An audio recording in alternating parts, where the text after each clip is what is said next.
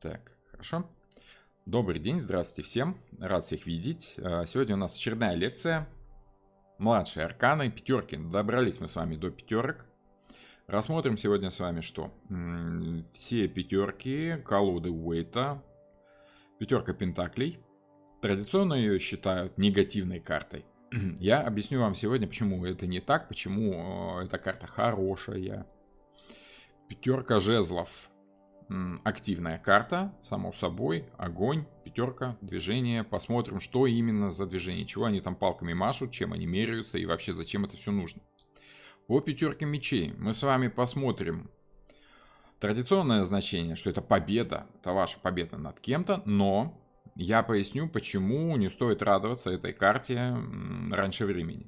Это не такая плохая карта, как иногда может показаться, но и не такая хорошая, как многие привыкли думать. И пятерка кубков. Грустная карта, традиционная грустная карта. Она так нарисована, да. Мы проясним сегодня, почему там не так много грусти и печали, как считается традиционно. В общем, как это, рвем шаблоны, да, двигаемся вперед. Не то, чтобы у меня стоит задача как-то вам действительно нарушить все ваше видение карт Таро. Скорее, я пытаюсь проникнуть в суть карты, да, как рисовал ее Уэйт, зачем он ее так рисовал, какой там смысл, скрытый, либо явный, что автор хотел сказать своим произведением. Когда вы понимаете суть карты, смысл карты, тогда у вас, собственно, происходит понимание того, как эта карта показывает жизни человека, который к вам обратился за консультацией, скажем так, за советом картам Таро. Так, те, кому интересно, что там у нас было раньше, у нас уже есть плейлист по младшим арканам, в котором есть как минимум 4 лекции, 1,5-2-часовые. Первая лекция была самая длинная по тузам, потому как тузы это стихия в целом. Там пришлось говорить много, и то, я подозреваю, я и 10% того, что можно сказать по стихиям, не сказал. Но опять же, такая тема, про которую можно говорить бесконечно. По двойкам, тройкам, четверкам тоже есть лекция, они чуть покороче, так коротенько, часа на 1,5, да. Вот, так что при просмотре сразу заваривайте себе там пол-литра, литр чаю, кофе, что вы там пьете, и садитесь просматривать. Есть отдельный плейлист, ссылочку на него я где-то вот тут размещу потом, когда буду, собственно, монтировать это видео. Ну и кому интересны старшие арканы, тоже есть ссылочка. Тоже она тут где-то будет. Она будет доступна в течение всего просмотра. Вот тут из правого угла экрана нажимаете на буковку И, да, и оно вам выдает информацию по ссылкам. В описании этого видео тоже будут все ссылки. Там прямо на каждое отдельное видео, по каждому старшему аркану, по младшим арканам, пожалуйста, не стесняйтесь, переходите. Не забывайте лайкать, комментировать. Почему? Потому что YouTube, когда оценивает, решает там для себя, какое видео нужно показывать новым зрителям, а какое лучше спрятать, где-то там в подвал закопать, да, он ориентируется на ваши комментарии, на количество комментариев и, соответственно, на количество лайков. Чем больше лайков и комментариев, тем больше шансов у моего видео попасть где-то там повыше, в тренды, да, и, соответственно, увидят его больше людей. Поэтому, комментируя и лайкая это видео, вы помогаете другим людям как-то обрести новую информацию. Заодно и мне помогайте, конечно, я буду вам за это очень благодарен. Можете считать это такой ответной благодарностью за то, что я выкладываю эту информацию. Вот, ну что, надо сказать, что сегодня мы с вами затронем общее значение, общий смысл карты. И пятерки пентаклей, жезлов или посохов, да, мечей и кубков. Иногда их называют чаши. Я привык называть кубки. Мечи есть мечи. Жезлы часто называют посохами. Вот. И пентакли часто называют динариями. Собственно, более конкретные практические значения, которые карта может приобретать в конкретных ситуациях, в каких-то раскладах, мы разбираем на практических занятиях в группах, которые я веду. По понедельникам, средам и пятницам у меня проводится обучение в закрытых группах, в Zoom, там по 7 человек группа, мы общаемся.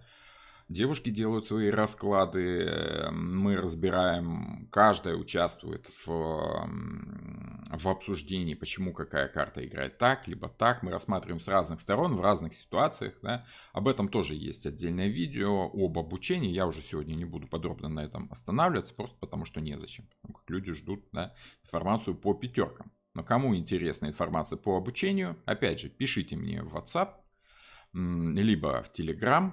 Подписывайтесь, кстати, на Telegram, потому как там я обязательно выкладываю перед каждым эфиром оповещение о том, что сейчас будет эфир.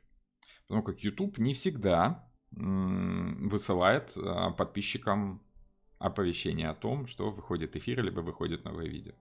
Поэтому вот мой вам совет, подписывайтесь на Telegram. Ну, вроде все, да? Минутка саморекламы закончена, но это тоже нужно. По поводу рекламы еще тоже добавлю. Девушки, я прошу прощения, если вас будет раздражать реклама, но, во-первых, я пытаюсь ее давать как можно меньше, там раз в 20 минут, там 10-20 минут промежутки между рекламами. Это тоже нужно для продвижения канала. На рекламе я особо не зарабатываю. Не стоит питать себя иллюзиями, что YouTube прям такие сумасшедшие деньги платит. Нет, там, скажем так, на пару чашек кофе, может, наберется, да? Но основной смысл рекламы в этом видео для продвижения. YouTube лучше продвигает рекламируемые видео. Поэтому, ну, это, скажем так, необходимое зло. Тем не менее, рекламы я стараюсь давать только те, которые можно пропускать. 6 секунд, и вы просто щелкаете, смотрите дальше, и все нормально. Опять же, никуда от этого не деться. Законы рынка, да, YouTube диктует свои правила. Реклама двигатель чего-то. Да, реклама двигатель всего на самом-то деле. Так, вот тут люди радуются, что в прямые на прямом эфире. Ну, поздравляю. Пойду к вам на обучение. Всем доброго дня. Татьяна Алексеевна, добро пожаловать на обучение, но попасть туда на самом деле сложно, потому что на зимний поток уже, да, который будет стартовать в январе, там уже желающих человек 50. А я набираю только 14. Поэтому, ну, там что-то будем решать, что-то будем думать, но пишите в WhatsApp. Если что, нужно будет по обучению, я вас хотя бы вот в этот список запишу желающих. Там уже будем решать, как кто попадет на обучение. По пятерке кубков хотелось бы больше про символику. Сами пятерки тяжелые карты. Вот, собственно, давайте посмотрим, почему пятерки тяжелые карты. На самом деле, они тяжелые, потому как Уэйт их так нарисовал. И нарисовал, я подозреваю, сознательно, как раз, чтобы они были вот такими вот мрачными. Они нарисованы более мрачно, чем они отыгрываются обычно в раскладах. Почему? Потому что карты Таро, как я напоминаю в очередной раз, это отображение, визуальное отображение наших эмоций. Когда вы гадаете с помощью карт Таро, вы угадываете, да? Вы прислушиваетесь к своим ощущениям. Само собой, у вас есть какая-то информация по значению этой карты. Однако из этой информации вы выбираете интуитивно, основываясь на своих эмоциях по отношению к рассматриваемой ситуации, вы интуитивно выбираете значение, которое лучше всего применимо именно к этой ситуации, к этому человеку, к рассматриваемому вопросу. Например, пришел человек вам разобраться с отношениями, да, разобраться в отношениях со своим, там, я не знаю, любовником, да, или мужем, неважно. И у вас такая пятерка пентаклей. Опа. И вы думаете, это что, про деньги? Да, тут вот люди по миру идут, обеднели, нищие, голые, как-то босые, голые, да? Причем тут как бы любовник? У него с деньгами все нормально, у меня тоже там отдельный бюджет. Причем тут пентакли? Потому что это не только деньги, у этой карты есть много разных значений, и вот это значение вы угадываете применимо к данной ситуации. Соответственно, угадываете вы, основываясь, повторяю, на эмоциональных ощущениях, которые вам дает вот этот рассказ клиентки. Сама эта карта, вы как-то их соединяете, сливаете в одно и понимаете, какое значение применимо к этой ситуации. Так, вот. Поэтому Уэйт постарался придать этим картам, скажем так, эмоциональную окраску. Я считаю, что кое-где он как это, палку перегнул так. Не то, чтобы он ее сломал, да, но радикально перегнул. И пятерка пентаклей выглядит действительно мрачной картой. Хотя умные люди, которые понимают, как обращаться с деньгами, знают, как работать со стихией Земли, понимают в пентаклях, да, они понимают, что эта карта не такая плохая, как она выглядит. Почему? Ну, давайте, что у нас относится к стихии Земли? Физическое здоровье, сексуальные отношения в паре, да? Какая-то ваша собственность, это могут быть деньги, да, как физическое выражение затраченной энергии, затраченного времени, результат какой-то работы. Это ваш опыт, который вы приобретаете там, в виде навыков по работе, да, либо какой-то опыт, скажем так, информационный, вы понимаете, как это работает. Вот это и все есть стихия пентаклей, стихия Земли, масть пентаклей, да. Соответственно, в отношениях по работе это и ваш опыт, и деньги, которые вы приобретаете после, скажем так, понимания этой стихии. В пятерке пентаклей мы с вами видим двух людей, которые вот несчастные, босые, голые, там ножка сломана у этого нищего, несчастного, да, то есть они такие и бедные, и болезные, и вообще у них все плохо. Проходят они мимо какой-то возможности. Это, скажем так, скорее всего, это окно храма, да, где их рады принять, где их могут видеть. Скажем так, куда они могут зайти, обогреться, покушать чего-нибудь, помыться, отдохнуть. Но, тем не менее, они проходят мимо этой возможности, потому что они не видят всей ситуации, да. Пятерка пентаклей традиционно обозначает бедность. Почему? Потому что у нас тут два бедных человека. Болезни. Почему? Потому что у нас тут два ощутимо больных человека. Он человек на костылях хромает. Однако, если мы с вами вспомним, что нет плохих карт Таро, есть прямые и перевернутые значения карты. Карта, она значит что-то, скажем так, она несет какую-то идею. И эта идея в прямом положении либо вам полезна, либо в перевернутом работает против вас. Важно понять, что Уэйд хотел заключить в эту карту. Какой смысл? Смысл тут движение. Почему? Потому что, во-первых, все пятерки традиционно обозначают какое-то движение, которое мы ощущаем по этой самой стихии. Тут люди идут, тут люди дерутся. Тут человек производит какие-то действия, да, и добивается успеха. Тут мы видим движение эмоций. Человек активно, скажем так, шуршит этими эмоциями, активно печалится чему-то, либо наоборот активно радуется. Да? Вот. Если мы вспомним предыдущие карты, я уж не буду отходить далеко в тузы, двойки, тройки, потому как, вступление это займет достаточно много времени, у нас нет столько времени.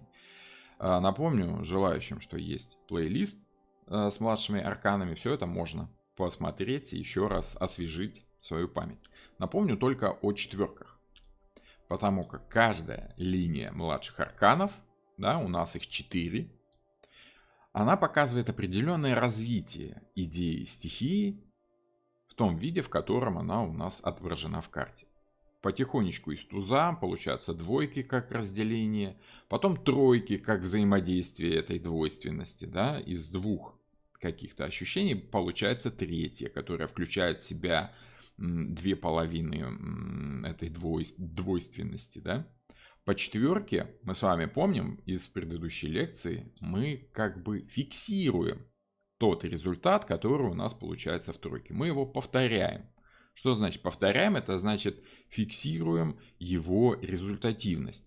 По четверке пентаклей, допустим, те результаты, которые мы получили от взаимодействия с другими сторонами, там, допустим, в каком-то рабочем вопросе, мы по четверке фиксируем. Пытаемся оставить неизменными, да? Например, по тройке пентаклей мы получили какую-то зарплату первый раз, нам понравилось, и мы думаем, о, хорошо, хорошая зарплата. Почему бы в следующем месяце не получить хотя бы такую же? И по четверке мы пытаемся сохранить вот ту же самую цифру, да, получить те же самые цифры в следующем месяце. И в следующем, и в следующем, и в следующем. Выйти на какую-то постоянную заработную плату, на постоянный уровень заработной платы. Допустим так. Либо по пентаклям у нас получился какой-то особенно интересный сексуальный опыт в общении с другим человеком, да, по четверке пентаклей, раз это нам понравилось, так в тройке, давайте по четверке пентаклей его повторим. И попытаемся поставить, ну, на постоянную основу, да, чтобы вот все время было так хорошо. Там, если вы вспомните, в четверке жезлов речь идет об обещаниях, которые становятся постоянными. И вот в пятерках мы с вами потихонечку начинаем выдвигаться вперед из-за этого постоянства. Потому что долго сидеть в четверке, это, конечно, хорошо, приятно, но надо же двигаться вперед. И по пятерке мы начинаем это движение. Стихия Земли – это самая медленная стихия. Самая склонная к неподвижности. Потому что если вы видите огонь, он наоборот постоянно в движении. Нет замерзшего огня. Воздух, он тоже постоянно шевелится. Мы постоянно его вдыхаем, выдыхаем. Мы постоянно информацию воспринимаем из воздуха в виде, скажем так, какой-то световой информации и звуковых волн. Да? Мы постоянно общаемся друг с другом. Вот посредством этих мечей, посредством каких-то силовых действий. И вот этот воздух, он тоже постоянно находится в движении. Когда он останавливается, да, мы перестаем видеть воздух. Потому что, ну, его как бы нет. Он, конечно, есть, но он как бы исчезает. Поэтому это тоже постоянно подвижная стихия. Воздух нуждается в движении постоянно. А вот вода и земля, они такие более статичные стихии. Вода, она стремится к спокойствию, да, но тем не менее при этом гибкая, пластичная, подвижная, то есть не настолько фиксированная стихия. А вот пентакли земля, если вы представите землю, да, если камень положить на землю, он так и будет лежать, сам он никуда не денется. Рельеф, природный рельеф — это наиболее медленно меняющаяся стихия. Горы разрушаются медленно, река прорезает пойму свою очень долго, да, то есть, ну, это такая самая менее подвижная стихия. Конечно, она меняется с помощью там воздуха, либо воды, либо того же огня, рельеф меняется, но сам он не очень хочет меняться. Поэтому любое движение, которое начинается в пятерке, воспринимается Землей как негатив. Это как человек, который хорошо поел, чувствует физический мир и думает: ой, хорошо, никуда идти не надо, я буду сидеть. А тут ему говорят: ну-ка вставай, пошли. Будешь долго лежать на одном месте, растолстеешь, тебе станет плохо. Поэтому человек понимает, что да, с одной стороны у тебя есть некая стабильность. Но стабильность, которая слишком долго продолжается неизменной, она начинает отставать от других стихий, начинает отставать от жизни. И человек по пентаклям понимает, что рано или поздно, как бы ни хороша была стабильность, все равно из нее приходится двигаться дальше. Вот это та самая башня, которая тоже является очень земной картой, да, намекает нам на то, что жесткая система, она очень хороша, но со временем она все равно нуждается в обновлении, в изменении. И вот для людей Земли заставить себя двигаться и идти дальше очень сложно. Но и воспринимается это, в принципе, как негатив. Поэтому эта карта такая негативная. Например, если у вас есть какая-то фиксированная сумма денег, например, на счету у вас лежит там 100 тысяч долларов. Приятно? Конечно, приятно. Вот, поэтому мы бы хотели оставить вот эту сумму 100 тысяч долларов в неподвижности. Но, как вы знаете, деньги любят счет, деньги любят рост, деньги любят движение. Это одна из тех 4 стихий, которые в нее заложены тоже, желание роста. Поэтому даже Земля хочет меняться со временем. И вы понимаете, что деньги будут лучше работать, если их пустить в ход.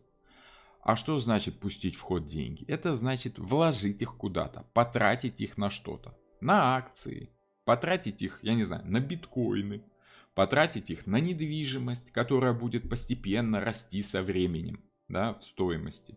Ну, то есть вложить их во что-то более полезное, более подвижное, более правильно меняющееся, скажем так, да? Вот, поэтому пятерка — это вот то самое изменение, которое стихия Земли воспринимает сразу так, с подозрением. А вот если я поменяюсь, а вдруг станет хуже? Вот я вложу деньги, а вдруг цена упадет? Да, то есть, в принципе, сама стихия Земли, она больше склонна к спокойствию. И растолкать вот эту вот Землю очень-очень сложно. Нужно приложить массу усилий. Там, где прикладываешь массу усилий, соответственно, приходится затрачивать много этой самой энергии. Что, опять же, Землей воспринимается как не очень хорошее ощущение. То есть у вас, ну вот я очень люблю приводить такой пример, почему эта карта, пятерка пентаклей, почему она позитивная для бизнеса, допустим. Давайте возьмем пример бизнеса. Вот у нас есть какая-то четверка по бизнесу. Достигли мы неких результатов, да? Торгуем мы, допустим, валенками. В каком-нибудь сибирском городке это актуальный товар, городок небольшой. Допустим, вы продаете 100 пар валенок в месяц, да? И вы на этом, в принципе, зарабатываете какую-то определенную фиксированную сумму. Допустим, там 1000 евро в месяц вы имеете вот с продажи 100 пар валенок.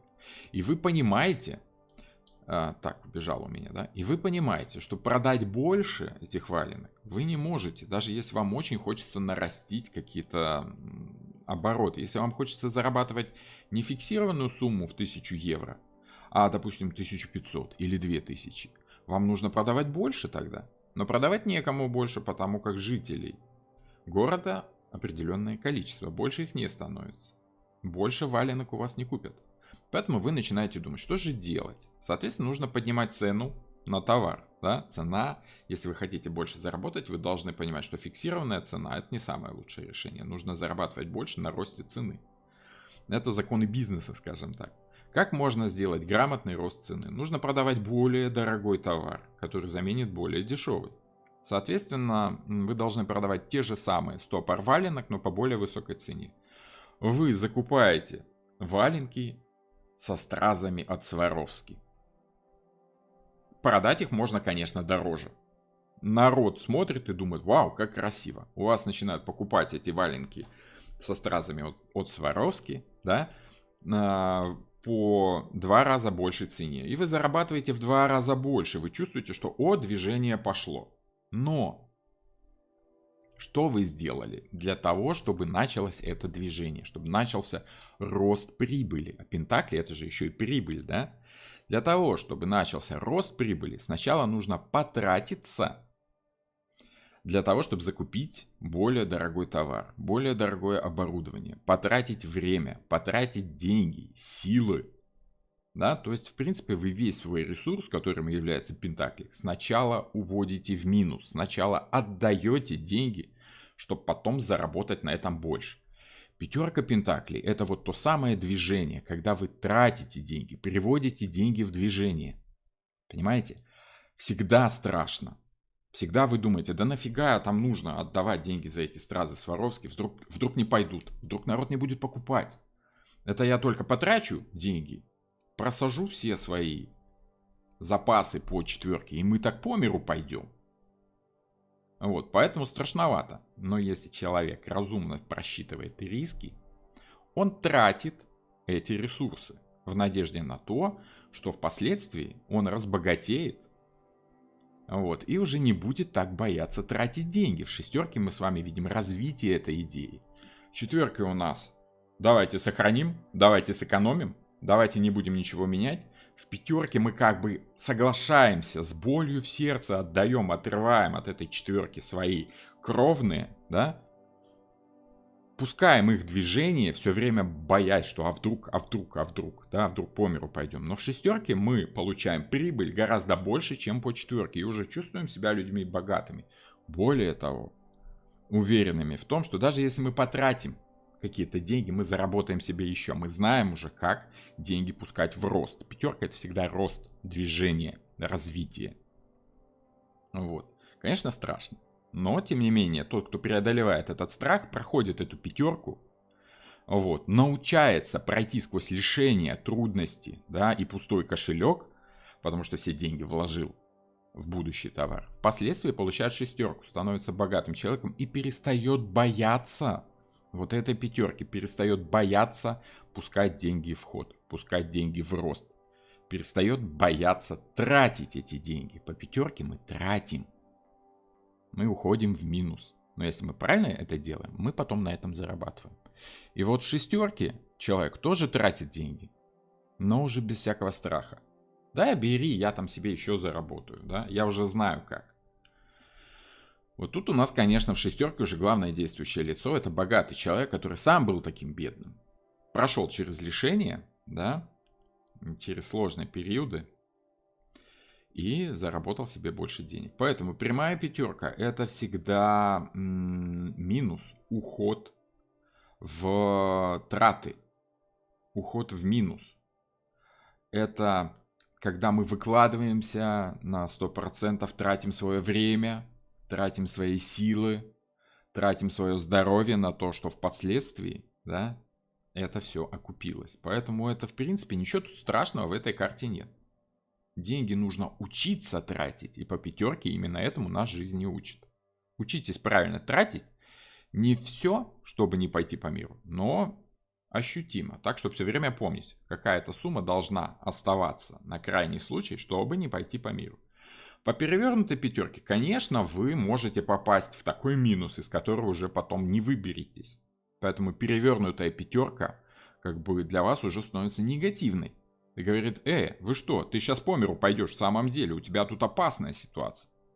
Прямая пятерка напоминает вам, что ты деньги трать, но не забудь, что как бы все тратить нельзя, иначе по миру пойдешь.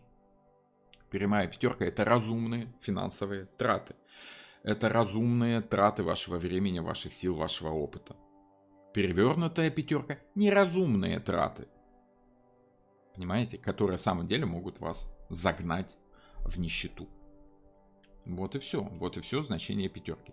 В отношениях личных, да, это то, что вы делаете ради другого человека. Конечно, вы боитесь, а вдруг я вот ему признаюсь в любви, да, а он скажет: а я тебя не люблю. И что вы, уйдете от него в ночь холодную без шапки? Придется, наверное. Но если пятерка прямая, вы решаетесь, да, вы вот выходите из этого кокона четверки, как бы не спугнуть, да, признаетесь. И потом по шестерке вам уже это признание будет даваться легко всегда, потому что вы знаете, что если вы искренне тратите свое время, деньги, силы, искренне помогаете другому человеку, да, по шестерке вам это воздастся. Понимаете? Вот как-то так. Окей. Так, я буду время от времени делать небольшие перерывы, просто чтобы горло чаем смочить. Сложно все время говорить. Так, и посмотрим, что нам там написали. Пятая колонна. Ну, прям не так уж, чтобы. С милым Раей в шалаше. Угу. Конечно. Почему нет? Татьяна Алексеевна написала: я уже общалась с вами в WhatsApp, но вы пока не ответили, записали или нет, жду. Ну, я проверю. Напишите, пожалуйста, еще раз. Я не так давно обновлял телефон, поэтому, ну, вот, может быть, не все сообщения в WhatsApp ко мне дошли. Напишите, в случае чего, в Telegram, там точно сохраняются все сообщения, поэтому, вот, может быть, в Телеграме будет проще. На летний набор зарезервировался. Надеюсь, все будут на морях и отпусках, а я буду балдеть в более глубоком познании Таро. Ну, посмотрим, как будет лето. Как будет лето, так и посмотрим. Пока я так далеко не загадываю. Месяца на 3 вперед я примерно планирую свое будущее. Дальше уже как бы сложнее. Была не замужем в четверке, вышла замуж, вошла в пятерку. Страшновато замуж по пятерке, да, потому как что такое пятерка? Это когда ты вкладываешься в мужа, да, вкладываешь все свои силы, надежды, какое-то как-то приданное вкладываешь в мужа тоже, да, если, ну, по старым обычаям. Главное, чтобы муж был правильным, который поможет потом все это приданное, скажем так, приумножить. Что может значить потерянные возможности по своей вине? Сложно сказать, как-то вы не совсем четко сформулировали вопрос. Может быть так, что человек в депрессии не верит, что достоин чего-то большего в жизни. Скажем так, по перевернутой пятерке он боится двигаться, боится идти вперед, не верит в то, что у него получится. Но это скорее перевернутая пятерка. Депрессия — это вот отсутствие желания что-то делать скорее. И это, ну, скажем так, может быть, перевернутая пятерка кубков. Это больше похоже на эмоциональный дисбаланс в сторону как бы совсем грустных мыслей. Да? Всем привет из Флориды. Встала в 6 утра, чтобы не в записи смотреть прямой эфир. Спасибо огромное. Очень надеюсь попасть на ваш курс. Посмотрим, как получится.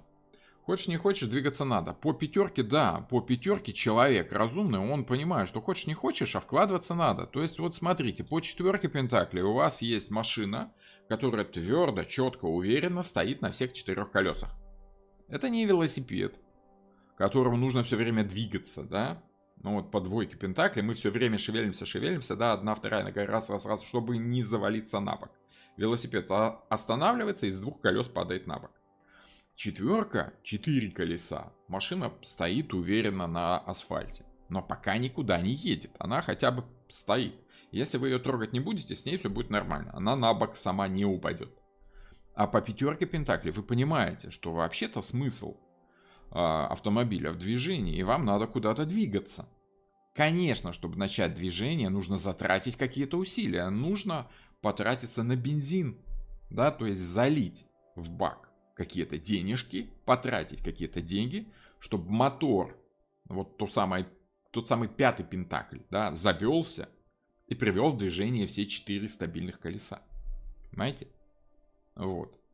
Можно сказать, что пятерка пентаклей — это вот 4 колеса и мотор, в который постоянно нужно вкидывать деньги, чтобы он работал. Вы по пятерке постоянно тратите. Вся ваша жизнь — это расход энергии, расход ваших физических запасов. У вас по обмену элементов в организме вы все время тратите свою энергию на жизнь. И все время вам нужно что-то кушать, чтобы восполнять эту энергию. Это и есть пятерка пентаклей. Вы все время тратитесь на то, чтобы жить дальше, чтобы двигаться дальше. Не надо бояться этого. Вот, нужно учиться этому, нужно делать это правильно. По пятерке пентаклей это правильное питание. Иначе, если вы будете неправильно делать эту пятерку, ваше здоровье придет как бы в негатив. Понимаете? По четверке пентаклей у вас есть какая-то стабильная форма. По пятерке вам нужно ее постоянно поддерживать, чтобы она не усохла. Пятерка — это борьба, преодоление страхов. В чем-то да, в чем-то да. Причем здесь церковь, в которую они могли бы зайти. Потому что это возможности, мимо которых вы проходите, если думаете только о себе. Да, если, смотрите, по пятерке нужно делать не только то, что хочется, но и то, что нужно. Да, заботиться о своем теле, но еще пятерка намекает на то, что в здоровом теле должен быть здоровый дух. Поэтому, когда вы думаете только о физическом, только об обогащении, только о калориях, да, вы забываете о том, что есть еще другая сторона жизни, духовно-эмоциональная, которая тоже вот она рядышком. И если вы поверите в эту духовную сторону, ваш этот страх, он исчезнет. Понимаете, свет, он идет к нам со стороны духовности. Поэтому, когда вы погружены полностью в материальный мир, важно помнить о том, что есть еще что-то более вечное, более светлое. Те, кто об этом забудут, будут проходить мимо, они по итогу потеряют и деньги, и здоровье, и время, и ресурсы. Понимаете? Вот, допустим, помните, у нас тройка пентаклей. По тройке пентаклей материальная сторона была, конечно, важнее. И вот мне задавали вопрос, почему в тройке пентаклей пентакли другого цвета? Потому что в тройке пентаклей важна преимущественно физическая сторона. Тут человек, который делает физическую работу, делает что-то материальное, он так чуть повыше, чем другие. На приступочке стоит, да, он на голову выше. На него нужно обращать в первую очередь внимание. Но когда с физическим у вас все в порядке, вы научились вот по физической форме поддерживать ее. Теперь нужно думать о будущих стремлениях. Дальше-то вы что будете делать? На чем будут основываться ваши дальнейшие взаимодействия с людьми? Только на физической материальной выгоде, либо стоит еще задуматься и о высшем, да, о чем-то более духовном. Вот тут уже намек на это, понимаете? Карты Таро не просто набор каких-то банальных значений. Там есть очень глубокая философия, которую Уэйд постарался туда заложить. По крайней мере, которую мы можем там увидеть, если захотим. Чтобы что-то продать, надо сначала что-то купить. Совершенно верно. Именно так и есть. Пятерка — это вот то, что мы продаем, чтобы потом что-то купить. Чтобы потом на этом заработать. Страшновато, конечно. Конечно, страшновато. Окей. Угу. Дальше двигаемся, давайте. Что у нас дальше? Дальше у нас... Так, сколько времени прошло? Нормально. Дальше у нас пятерка жезлов. Что такое пятерка жезлов? Да? Четверка жезлов — это стабильность желаний. Пятерка жезлов — это борьба желаний. Не то, чтобы вы зафиксировали какое-то желание и теперь... нет, просто вы пытаетесь понять, какое же из ваших желаний более важное, более серьезное. И если одно и то же желание будет постоянно преследовать вас всю жизнь, вам станет скучно. Потому что те самые жезлы, огонь, это наше желание. Огонь постоянно движется. Огонь постоянно должен испытывать какие-то изменения. Если изменений нет, то все плохо. Движение — это жизнь. Вот это девиз вообще всех жезлов. Спорта и вот этого всего. Потому что такое спорт? Спорт — это постоянное движение. Спорт — это постоянное желание кому-то доказать, что ты лучше, круче. Почему? Потому что тебе хочется это доказывать. В английском языке слово «спорт» оно и значит-то, в принципе, удовольствие. Just for sport — это значит просто для того, чтобы заняться для своего удовольствия чем-то интересным. Потому что все виды спорта, они произошли изначально из тренировок воинов, да, как-то вот так вот. Метание копья, метание диска, то есть, раньше можно было и щит метать, и копье метать, фехтование, бег, конная там езда, и это все дало зарождение спорту, когда соревновались между собой, кто круче, кто быстрее. Не с целью убить своего, напарника по воинским искусствам. Просто чтобы с целью выяснить, кто круче, кто сильнее. Я быстрее пробегу эту дистанцию, я дальше метну копье или ты. Такое соцсоревнование. И вот это движение, из постоянного движения, постоянно желание двигаться вперед, постоянно увеличивать свои результаты, то же самое движение, что мы видим в пентаклях, из постоянства в изменения, то же самое мы видим в жезлах. Из постоянного желания мы чувствуем, что мы все время должны двигаться в своих желаниях вперед, чтобы доказать хотя бы самому себе, что мы растем. Потому как тема роста — это тема жезлов, тема огня, тема развития. Потому что человечество и социум все время растет, шевелится, меняется. Что хотел автор тут изобразить нам вот этим рисунком? Что за люди, которые тут дерутся этими палками? Да? Почему не мечами дерутся? Если вы хотите убить своего противника, давайте, мечи берите. У них нет желания убить друг дружку. У них есть желание доказать друг другу, кто сильнее. Грубо говоря, у кого палка длиннее, да? Вот. Есть четкие намеки, отсылки, что хотел Уэйд передать этой картой. Кастеллани и Николотти. Были такие две, не то чтобы семьи, да, скорее это уже цеха были такие. До сих пор в Италии, в Венеции, да, происходят такие не сказать, что театрализованные, а скорее традиционные боестолкновения на палках. Когда две разные стороны разных цехов, там кожевенники, тут я не знаю, моряки, да, или там рыбаки. Да? Вы знаете, что Венеция разделена такими каналами, да, там очень много каналов. И вот на мостах через эти каналы по выходным собирались противоборствующие кланы, скажем так, цеха. Они могли разделяться по родственному признаку, но впоследствии стали разделяться уже по профессиональному признаку. Там кожевенники, там рыбаки. Кто круче, кто сильнее, как это, стенка на стенку, район на район. Зачем это было нужно? И почему власти Венеции этому потворствовали? Более того, как бы развивали эту тему. Это как бы спорт такой. У них не было цели завоевать чужой район, как у банд Нью-Йорка, да. У них не было цели убить своих противников. У них была цель доказать, что мы круче. Вот мы круче вас, мы можем вам и морду набить в случае чего. И пытались, собственно, это сделать. Все это было оформлено в виде такого спорта. То есть это соревнования, обычное банальное соревнование, которое позволяют пар выпустить, позволяют что-то изменить. Сегодня мы победили, завтра вы. Мы пытаемся это изменить, и завтра пытаемся победить опять мы. Вот, это вот те самые соревнования, те самые Олимпийские игры, допустим, которые проводились как раз с целью вот выпустить пар, чтобы выяснить, кто круче, кто сильнее. Не с целью захватить власть, сменить власть в городе. Собственно, власти города потому и потворствовали вот этим всем соревнованиям, потому что люди таким образом выпускали пар, и не было никаких революций. Никто власть в городе не менял. Потому что зачем? Можно морду соседу набить. Вот как-то так. Вот как-то так. Пятерка жезлов — это честная конкуренция, чтобы показать свои способности. Так вот, они честно, собственно, и дрались. Сражались. Там были определенные правила. Нельзя махать ножами. Да, вот у тебя есть руки там и, собственно, палки.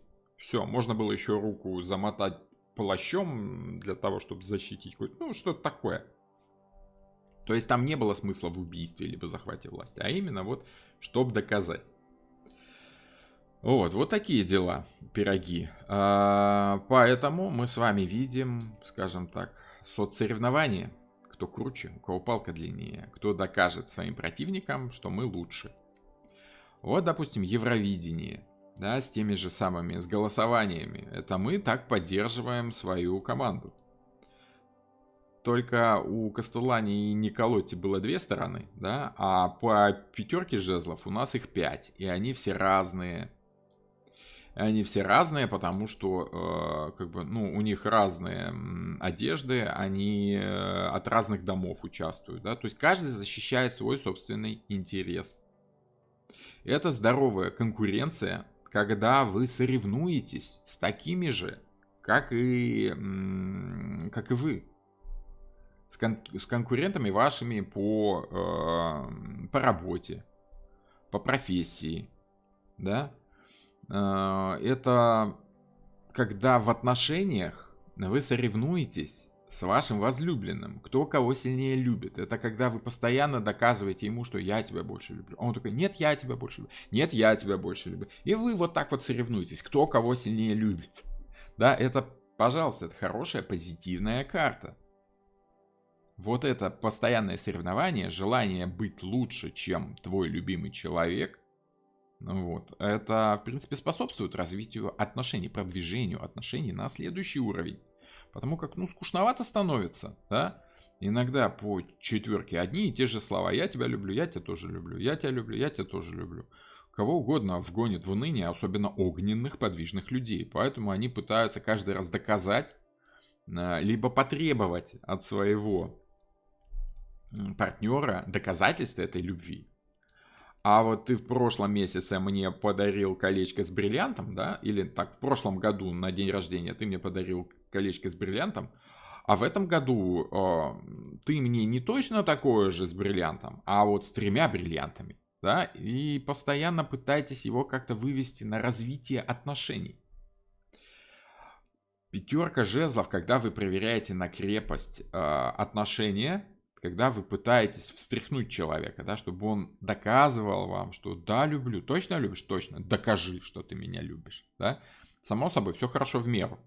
Прямая пятерка говорит о том, что вы требуете внимания и получаете это внимание, и вашему партнеру интересно и оказывать вам эти знаки внимания, и постоянно интересно развиваться как-то. Вот. А перевернутая пятерка говорит о том, что конкуренция нечестная. Вы заставляете человека делать то, что, может быть, ему не хочется делать. Вы постоянно подвергаете сомнениям силу его чувств. А ты меня точно любишь? А докажи. Вот на тебе колечко с бриллиантом. Ты меня не любишь, я хочу с 3. Он дарит с 3. Ой, с 3, это, конечно, красиво, но вот если бы ты меня сильно любил, тогда ты бы мне подарил с 5 бриллиантами. Но это уже перебор, понимаете? Когда человек искренне старается, и вы знаете, на что он способен, зачем его добивать? Ваша цель в движении этих самых желаний, чтобы человек постоянно хотел сам доказывать вам как-то, да, чтобы он соревновался с вами, а не был вынужден соревноваться. В общем, 5 жезлов — это желание, которое должно возникать у другого человека, и вы должны правильно подводить его к этому желанию, а не просто заставлять. Понимаете? Советская 5-летка за 4 года. Ну, это как бы соцсоревнования. Советские идеологи, они понимали, что вот эти соцсоревнования должны быть. Почему? Потому что вот эти 5-летки — это постоянное повторение одного и того же, одного и того же, одного и того же. Когда людям не интересно получать одну и ту же зарплату каждый месяц, вот эти 100 или 120 инженерных рублей, да, и люди думают, а какой смысл мне вообще? Ну, буду я... Отсутствует желание. Потихонечку, если 4 жезлов, да, желание получать какую-то зарплату у вас слишком долго остается одним и тем же, 120 рублей в месяц, рано или поздно вы приходите к тому, что людей надо как-то мотивировать к работе, потому как, ну, они и так знают, ну, и так я получу эти 120 рублей. Буду работать так, либо так. Фиксированная ставка, она не способствует развитию желания, не способствует росту. А вот 5 уже способствует. Поэтому, скажем так, если не можешь поднять людям зарплату, заставляй людей соревноваться друг с другом. Хотя бы просто ради кайфа, ради интереса. Да, кто больше картошки накопает? Нет, мы вам одинаково всем заплатим, но при всем этом тот, кто больше накопает картошки, тот молодец. Мы ему выдадим почетную грамоту. Вот. И эти почетные грамоты в условиях, где все одинаково получали, работали. Потом уже впоследствии, когда люди поняли, что этого маловато, впоследствии, конечно, да, это работать перестало. Но все течет, все меняется, все изменяется. Вот. А в отношениях кто прав в семье, кто главнее, тут скорее в отношениях важно понять, что если с вами будут все время соглашаться по 4 пентаклей, вам станет скучно. Потому как любые отношения — это взаимодействие сторон. А когда одна из сторон все время уступает и не сопротивляется, то это как-то скучно. Ну, в самом деле, если муж не будет с вами спорить, а будет все время говорить: да, дорогая, да, дорогая, да, дорогая, зачем вам нужна эта послушная тряпка? Ну, опять же, я преувеличиваю, конечно, да? Но мужчина, он должен быть сильным в какие-то моменты. И если женщине этого хочется, он должен сопротивляться как-то. Хотя бы ради интереса, хотя бы ради этой 5, чтобы доказать, что я не тряпка, да? Я могу и кулаком по столу так вот, чуть-чуть, но могу, да? Вот. Поэтому 5, да, это желание чувствовать противодействие, желание чувствовать, что твое желание упирается в чужое желание. И от этого оно разгорается больше. Понимаете? От этого интереснее. По перевернутой 5 мы получаем что? По перевернутой 5 мы получаем, что вот это чрезмерное желание доказывать друг другу все время свою состоятельность приводит человека к чрезмерному выбросу этой энергии. Если ты слишком сильно стараешься какому-то другому человеку что-то доказать, рано или поздно ты устаешь. У тебя происходит вот растрата, чрезмерная растрата этой энергии. 5 это всегда движение, это всегда выброс этой энергии. В пентаклях это выброс денег, да, но он должен быть либо разумным по прямой 5, либо бессмысленным, да, просто трата денег по 5 перевернутой. То же самое у нас происходит с желаниями, ну то есть с энергией человека. Что такое энергия человека, да, без всяких этих вот космических энергий и эзотерических терминов. Энергия человека — это его желание что-то делать. Энергичный человек — это человек, который чувствует желание что-то делать. Вот и все, если говорить просто. 5 жезлов — это люди, которые что-то хотят, пытаются доказать другим людям, что их желание ничуть не хуже, чем желание другого человека. Это движение этих самых желаний в социуме. Это общение, это постоянное поддержание своего жизненного тонуса, своих желаний.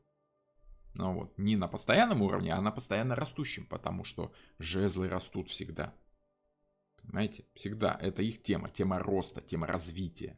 Желания должны расти, от взаимодействия с желаниями других людей.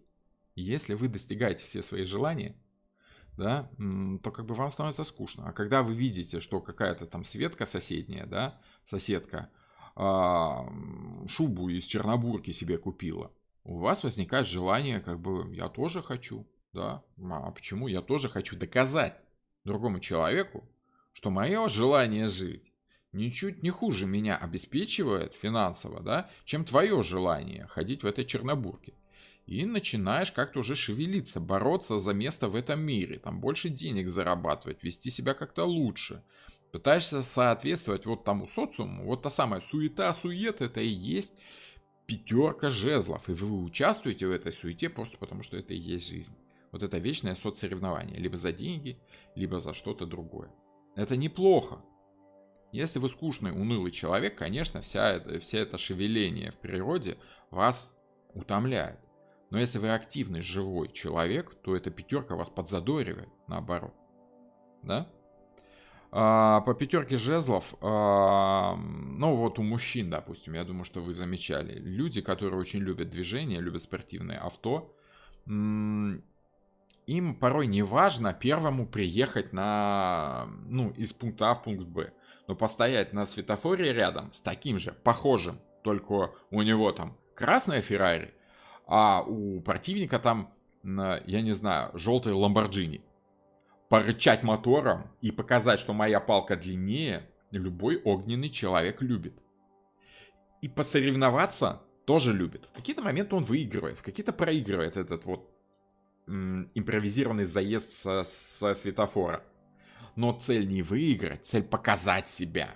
Смотри, у тебя там желтая, да, а у меня красная тачка крутая, да, вот. У меня мотор громче твоего. Я стартую лучше, чем ты, быстрее, да. Но люди в таких заездах импровизированных, они не очень расстраиваются, если проигрывают в этом заезде.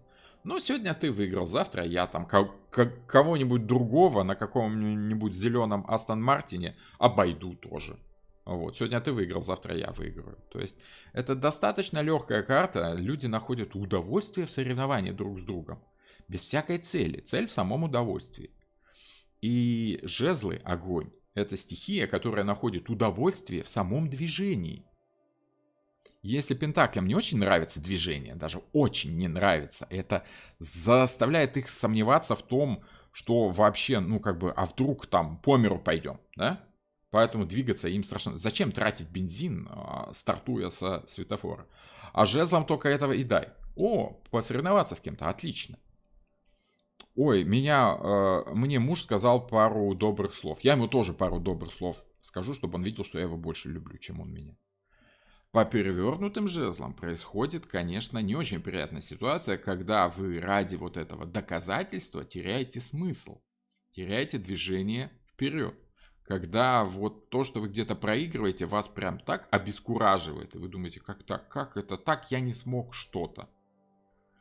И теряете энергию. Если вы слишком сильно газуете на каждом светофоре, соревнуетесь прям со всеми, у вас бензин закончится раньше, чем вы доедете до конечного пункта. Вы устанете раньше, чем докажете другим людям свою состоятельность, если будете прям всем доказывать то, что вы не хуже, чем другие. Да? В этом плане пятерка жезлов — это, конечно, выброс энергии всегда. Но важно, чтобы он был разумным, не слишком чрезмерным. Потому что до конечного пункта нам еще идти до десятки жезлов. Да? Хорошо. Вот вам пятерочка жезлов, такая карта. Она традиционно считается активной, агрессивной, но это просто конкуренция. Конкуренция помогает вам развивать свой бизнес. И вот там, где отсутствует конкуренция, да, в Советском Союзе, допустим, конкуренция отсутствовала. Вот они специально вводили какие-то соревнования. А вот там, где конкуренция присутствует, да, в капитализме, допустим, реклама — двигатель торговли. Почему? Потому что ты пытаешься показать другим людям, что ты не хуже, чем твои конкуренты. И, соответственно, это заставляет тебя улучшать качество своих товаров, качество своих услуг. Желание быть сильнее другого человека, желание быть более активным в продажах заставляет вас увеличивать качество своей работы, качество своей жизни. Желание все время быть лучше, чем другие, делает тебя лучше. Просто потому, что процесс в этом. Нет энергии, нет желания. Ну, конечно. Энергии есть эти самые желания, потому что жезлы, огонь — это и энергия, и желание. И наше желание, вернее, энергию мы чувствуем, когда мы что-то хотим. Когда мы ничего не хотим, у нас и нет энергии что-то делать. Появляется она только тогда, когда мы начинаем что-то хотеть. Когда мы что-то хотим, мы уже ищем, так, ну-ка, как это сделать? Мы уже ищем способы проведения этой энергии в жизнь. Когда мы по жезлам поняли, что вот у нас навалом этой энергии, у нас есть желание как-то победить другого человека, по пятерке мечей мы можем его победить. И в пятерке мы как раз видим победу вот этого самого сильного. Да? Перевернутая пятерка может означать ревность? Да, может. Смотрите, вот спасибо, что напомнили. Пятерка жезлов может означать ревность. Если прямая пятерка жезлов, значит скорее желание быть не хуже, чем другие, да, это когда мужчина соревнуется с другими мужчинами, показывая свою избранницу. Вот видите, у меня самая красивая. Ходит такой и смотрит на всех. У кого там красивее? Моя красивее? Или вон того гада жена красивее? Вот это пятерка жезлов, да? Вы пытаетесь сделать и себя красивее, и свою жену, вы заботитесь о ней, да, вы дарите ей там деньги на косметику, чтобы она выглядела лучше, абонемент в фитнес, да, чтобы она была спортивной, чтобы все другие вам завидовали по пятерке жезлов. Это хорошее, это желание быть не хуже других. Перевернутая пятерка жезлов — это когда вы чувствуете, что вы, ну, как-то недополучаете вот этого желания от мужчины, допустим, да, и пытаетесь мужчину заставить соревноваться. Вы показываете, что кроме него есть еще 4 таких вот желающих комиссарского тела, да, и пытаетесь вот привлечь внимание мужчины к тому, что тут ты понимаешь, ты как бы в соревновании, может быть, участвуешь. Там не столько желание женщины в самом деле изменить, сколько желание, ну, чтобы мужчина соревновался за вас. Потому что таким образом мужчина доказывает свое желание.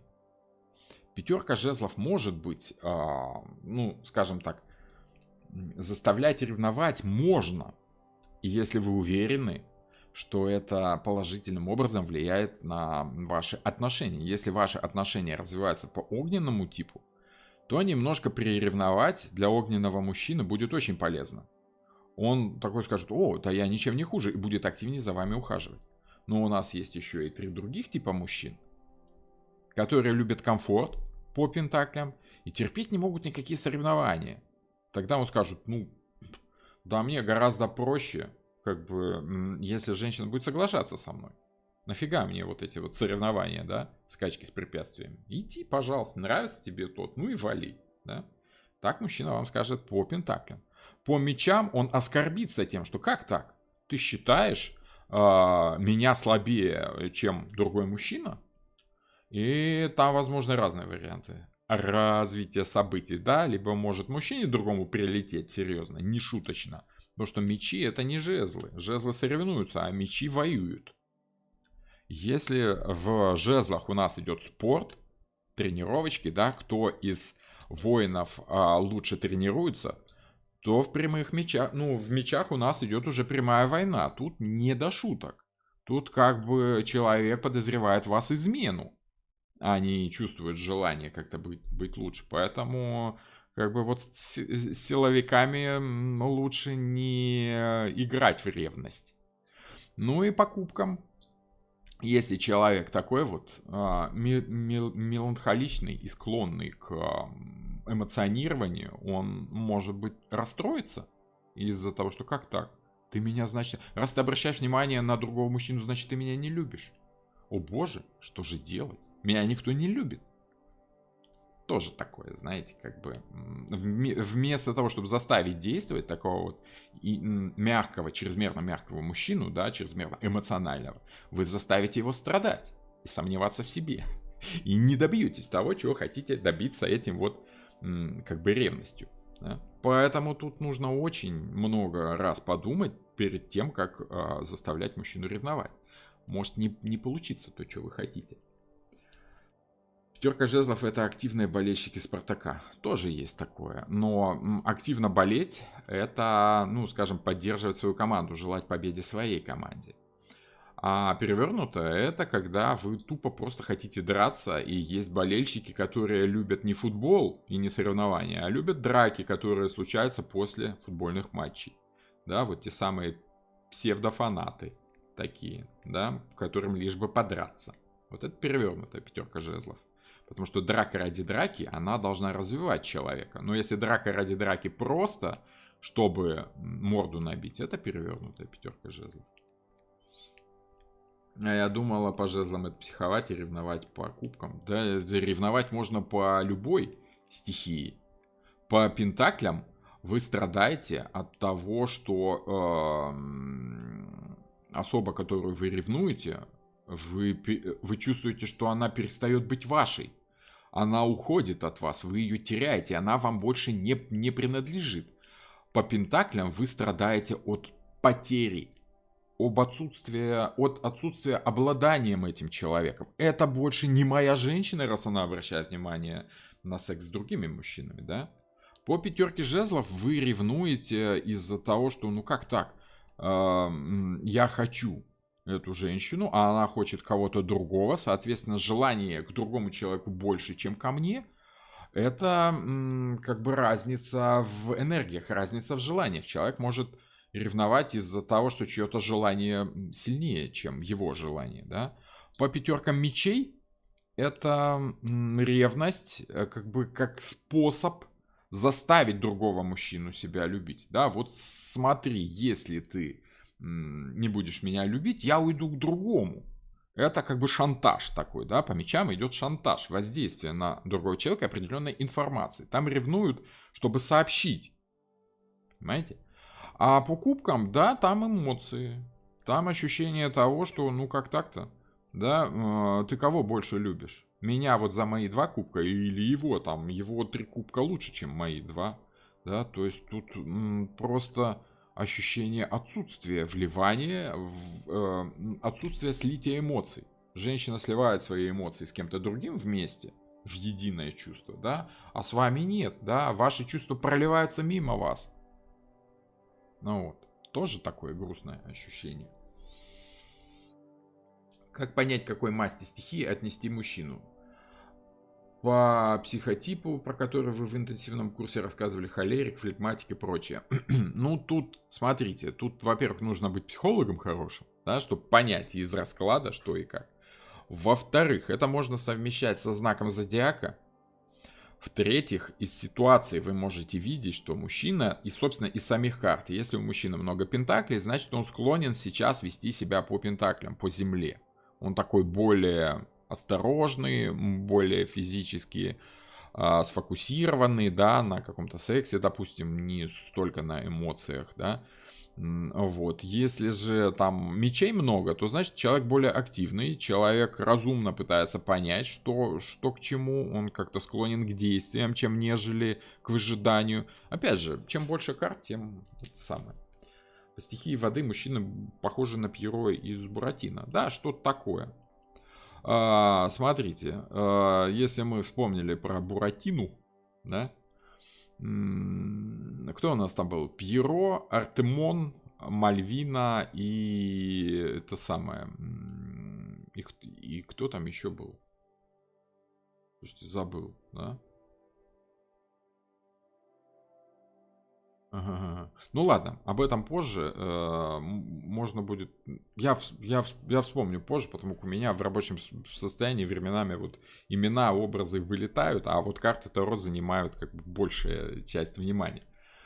Вот, хорошо. Давайте посмотрим, что у нас по мечам происходит, да, сколько у нас времени. 1:14 уже прошло. Нормально, нормально. Больше часа, да, мы с вами уже сидим. Хорошо. Пятерка мечей. По пятерке мечей мы с вами, как это сказать, мы побеждаем. Да, в пятерке мечей победа. И чем эта победа характеризуется? Во-первых, по четверке мечей, напомню вам, мы с вами искали правильный ответ. Правильный фиксированный способ действия. Мы научались еще раз и еще раз и еще раз прокручивать в голове варианты развития событий и принимать за какое-то правильное решение один из этих вариантов. Да? Из всех мечей мы выбирали тот, который будет с нами работать в паре, да? Который будет рядом с нами лежать. То есть выбирали себе способ действия, оружие, информацию какую-то. По пятерке мечей мы эту информацию, этот способ действия начали использовать. И если мы правильно по четверке все обдумали много раз в разных вариантах, но зафиксировали это, да, зафиксировали как бы свое будущее. В одиночестве посидели, обдумали. По пятерке у нас информации больше, чем у других людей, если мы правильно зашли. Чем больше мы тренировались по четверке мечей, четверка это повторение, да, один и тот же. Зачем?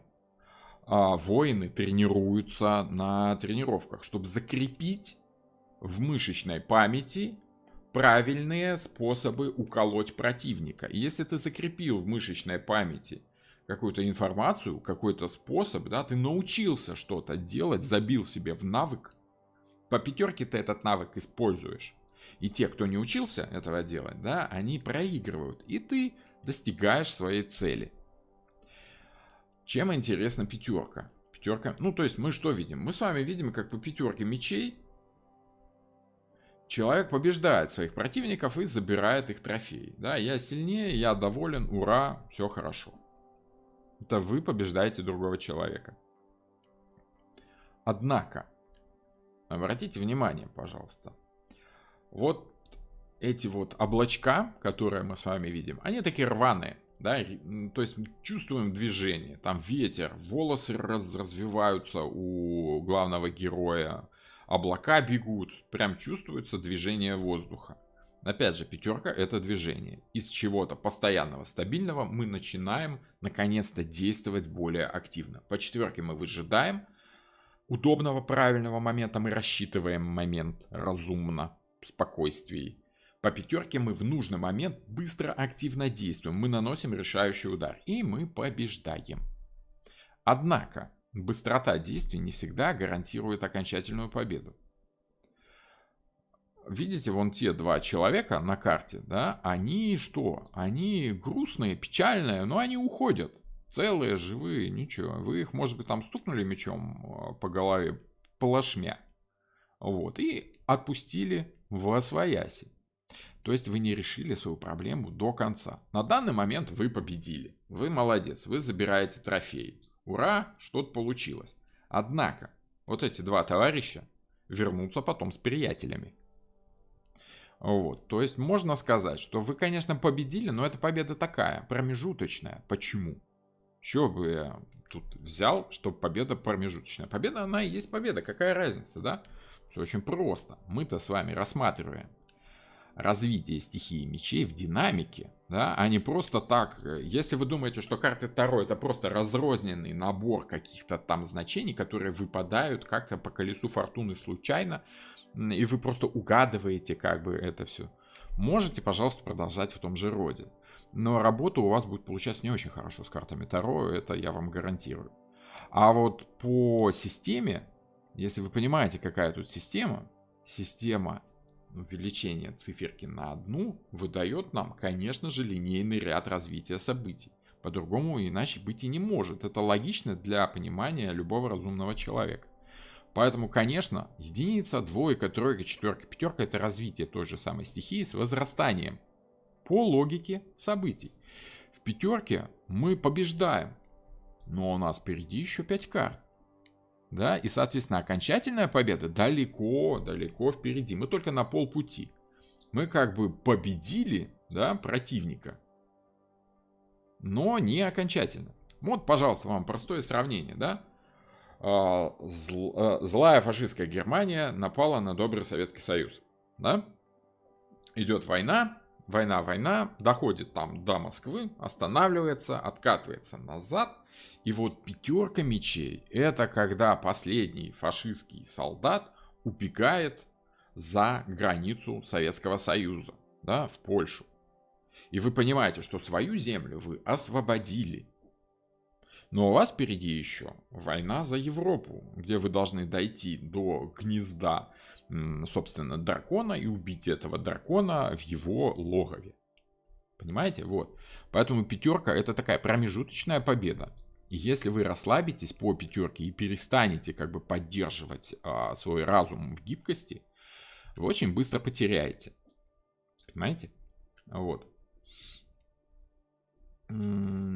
Пятерками Арлекин. Да-да-да, Арлекин. Ну ладно, это мы уже тему эту проехали. Там тоже есть, да, вот Пьеро, Арлекин, Мальвина и Артемон. Вот. 4 стихии.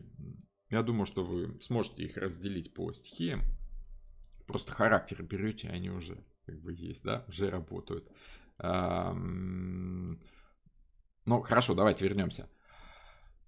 Слушайте, а где-то же есть, да, стихии же где-то у нас были. Давайте на секундочку, просто уже раз тема пошла, то... Да, вот они, собственно. Да? Смотрите. О, что же я сразу-то не этого, да? Смотрите.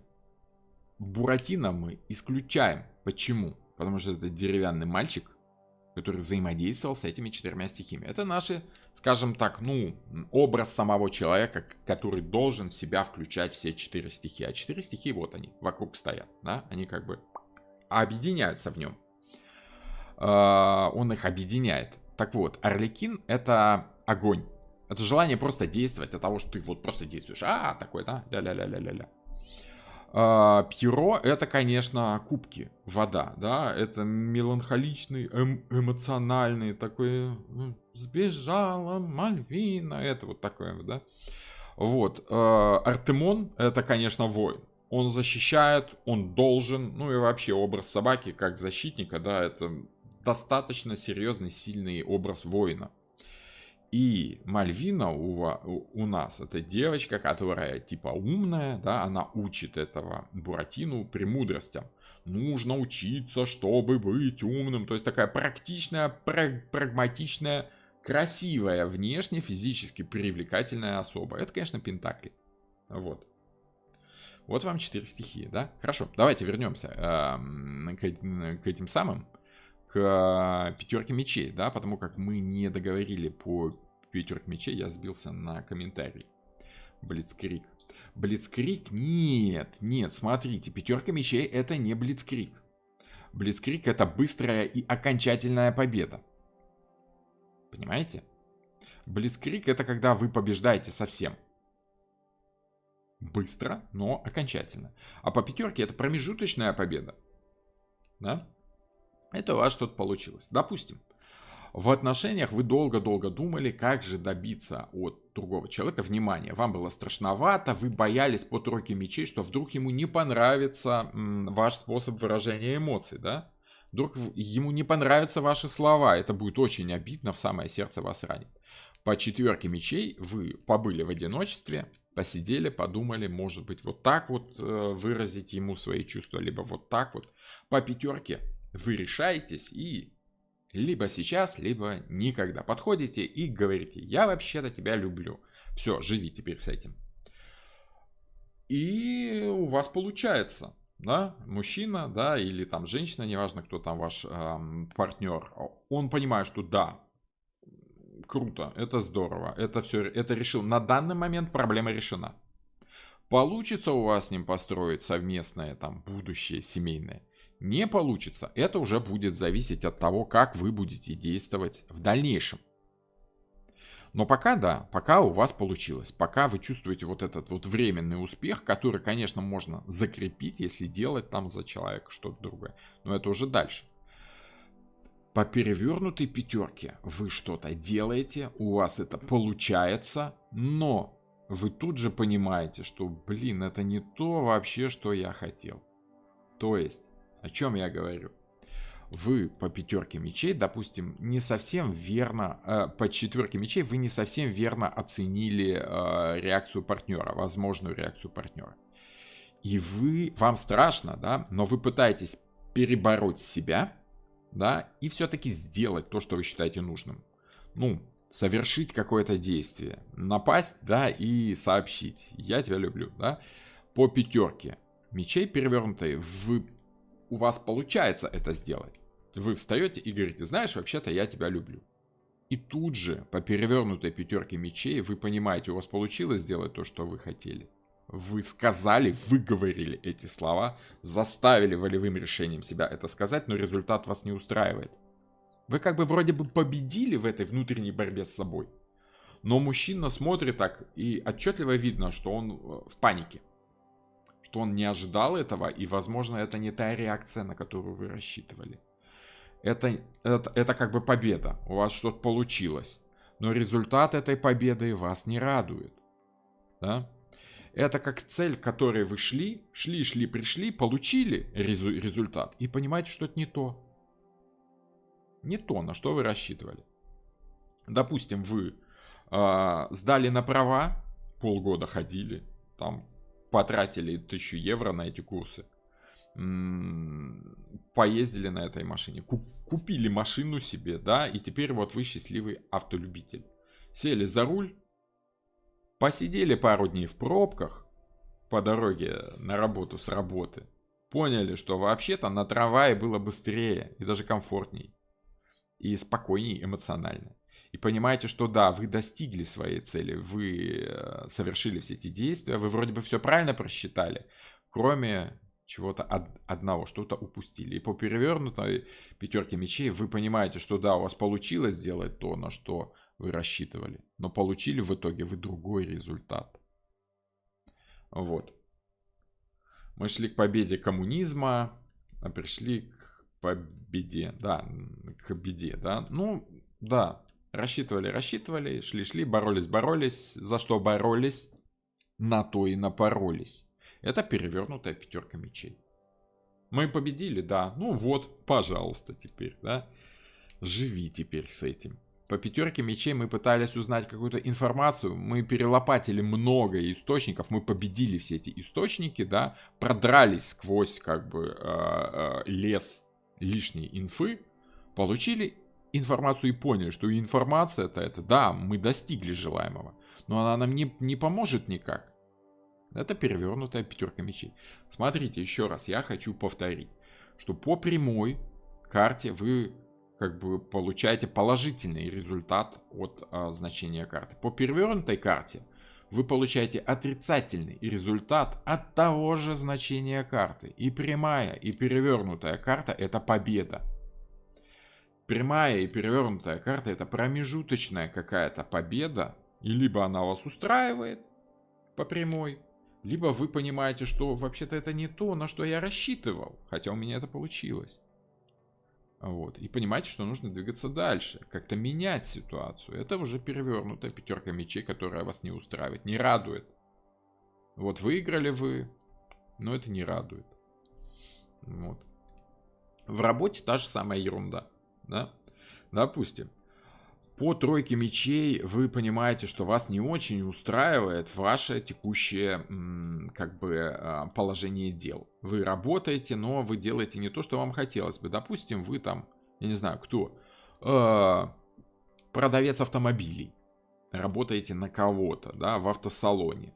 И ваша работа состоит в том, чтобы продавать человеку автомобиль. Приходит человек, вы его уговариваете, что и как, вот красивое авто, покупайте, как это, налетай, торопись, покупай живопись. Да?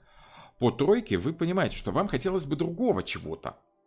Да, вам хотелось бы руководить вот всеми этими продавцами, сидеть в кабинетике сверху с прозрачным стеклом, смотреть на то, как они там все стараются, шевелятся, продают твои машины, да, и зарабатывают тебе деньги. А ты сидишь такой с сигареткой и думаешь, ой, молодцы какие, работайте, да. Вот вы по тройке мечей чувствуете обиду, что у вас этого нет.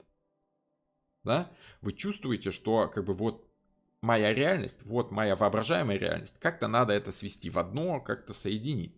По четверке мечей Вы это обдумываете, вы планируете, вы еще раз и еще раз и еще раз пытаетесь это как-то спланировать, понять, какие действия нужно повторить, научиться чему, да, чтобы запустить эту машину и двинуться в ваше счастливое будущее.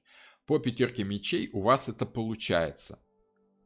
Вы повышаете свою квалификацию, да, хозяин монополии говорит: о, отлично, значит так, давай, ты проявил себя по четверке мечей как хороший работник, который как бы днюет и ночует на фирме, да, давай я тебя сделаю руководителем этого филиала, будешь сидеть в кабинетике сверху, через прозрачное стекло, следить за работой своих подчиненных.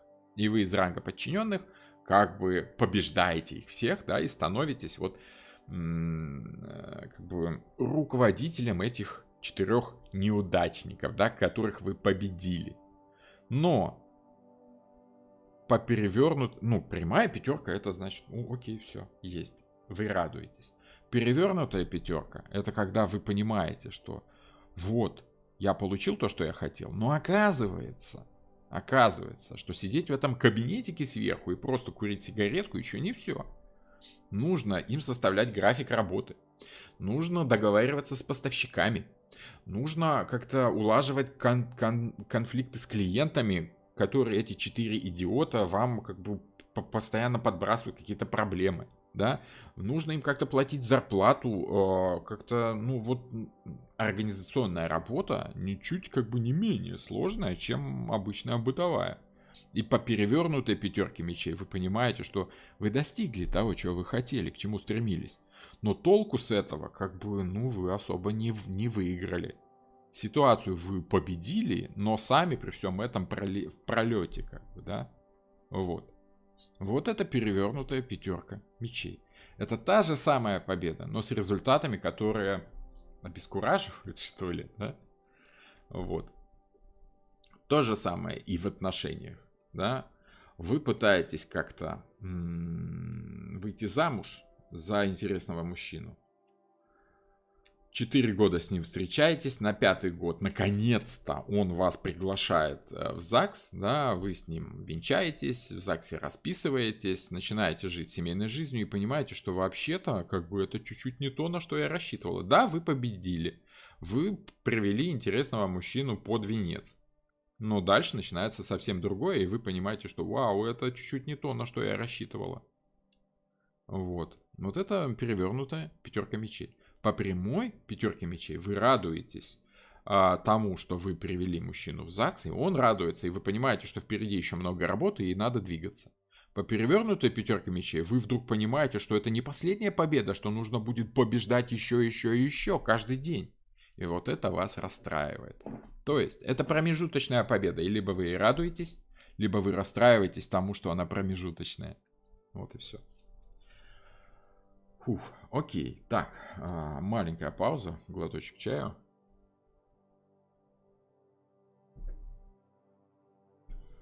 Как узнать, какая я королева мечей? Что значит, какая я королева мечей? Королева мечей, королева мечей. Так, 59. Сколько там народу-то у нас, а? О, 57 человек, ничего себе. А откуда вас столько набралось? Это здорово, это мне очень приятно, только я несколько удивлен, что вас так сегодня так много. Обычно так человек 30-40. Хорошо, хорошо. Так, едем дальше, да? Что у нас? Ой-ой-ой. Так. Пятерка мечей мы с вами разобрали. Да, в целом это положительная карта. Пятерка мечей. Вы выигрываете, и вы этому радуетесь. Либо вы выигрываете и понимаете, что это еще не все, и расстраиваетесь. Как так? Я-то думала, что все. Вот и все. Но в любом, и в одном, и в другом случае, это победа. Вот. Вы добиваетесь того, чего хотели. Вот и живите теперь с этим. Либо радуйтесь, либо расстраивайтесь. Все зависит от перевернутой карты. Если вы Маргарет Тэтчер, вы королева мечей. Это да. Да, железная женщина. Да. Iron Lady. Пятерка кубков. Почему у нас тут грустная такая карта? И вообще, почему... Вот, да что такое сегодня вот с этим самым, да? Такая хорошая программулина, и почему-то временами прям вот глючит. По 5 кубков вы печалитесь, грустите, как бы говорит нам Уэйд. Почему? И вот у меня часто спрашивают, а почему вот там вот 3 кубка разлиты, там есть и вода, и вино, или это томатный сок, что это там, да? Это намек на страдания Христовы. Почему? Потому что по христианской мифологии, да, когда римский легионер, добивая у умирающего на кресте Иисуса, пронзил его копьем, то самое копье судьбы, да, которое во многих голливудских фильмах фигурирует, из его раны потекли кровь и вода. Вот это символика страданий Христа, печали. Да? Поэтому, когда вы видите вот изображение воды и крови вместе, то это как бы значит, что это отсылка к страданиям Христа. Ну, к печальным каким-то событиям, к каким-то печальным мыслям, к грустным эмоциям, к отрицательным эмоциям. Поэтому тут как бы тройка разбитых, ну, не разбитых, а опрокинутых кубков. Это эмоции, которые печальные, по которым вы грустите. В 5 кубков вы понимаете, что не бывает идеальной ситуации. По 4 кубков вы, конечно, да. Вы приобщаетесь к тому, что есть какие-то повторяемые эмоции, есть какая-то тема, которая вам приятна, и вы хотите испытывать ее снова и снова и снова. Да? Повторяемость каких-то эмоций положительно влияет на ваши ощущения. Но все течет, все меняется, даже эмоции. И вы понимаете, что вообще-то в нашей жизни очень часто присутствуют не только положительные эмоции, но и отрицательные.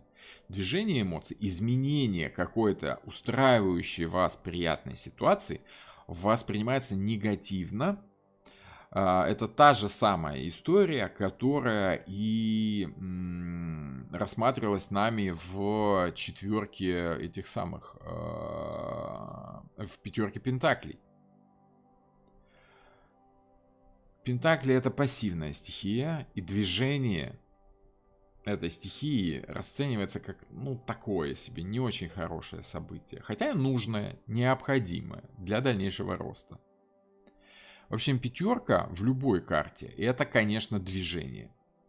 Движение воды, движение эмоций рано или поздно приводит к каким-то печальным, грустным последствиям. И вот Уэйд намекает как раз на этом, что все течет, все меняется. Видите, река рядышком, да? Но для того, чтобы уйти из каких-то негативных ощущений, почему? Потому что по 4 кубков мы как бы привыкли к чему-то хорошему. По 5 нам добавляется что-то новое, и мы понимаем, что равновесия уже такого нет, уже какие-то негативные эмоции перевешивают. Нужно двигаться дальше. Эмоции нужно шевелить, двигать, развивать, иначе они закиснут, как вот вода станет мертвой. Вода, которая стекает в пруд без движения, без выхода дальше, да, она загнивает, она становится мертвой водой, да, она превращается в болото. Поэтому, если у вас есть какие-то грустные эмоции, переживания по поводу ваших отношений с партнером, грубо говоря, если вам что-то не нравится, нужно двигаться дальше, нужно развивать эти эмоции. Не нужно стоять, как вот этот товарищ в темном плаще. Тут намек на то, что это грустные черные мысли такие, да, человек как бы сам завернулся в эти свои негативные эмоции, стоит и грустит, печалится, смотрит только на то, что он видит негативного.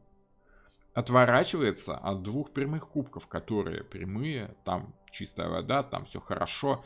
В каждой ситуации есть плюсы и минусы. И все зависит от того, что вы выбираете, на что вы смотрите. На плюсы, либо на минусы, на что вы обращаете все свое внимание. Эмоции имеют своим свойством поглощать человека, пропитывать собой каждую его клеточку.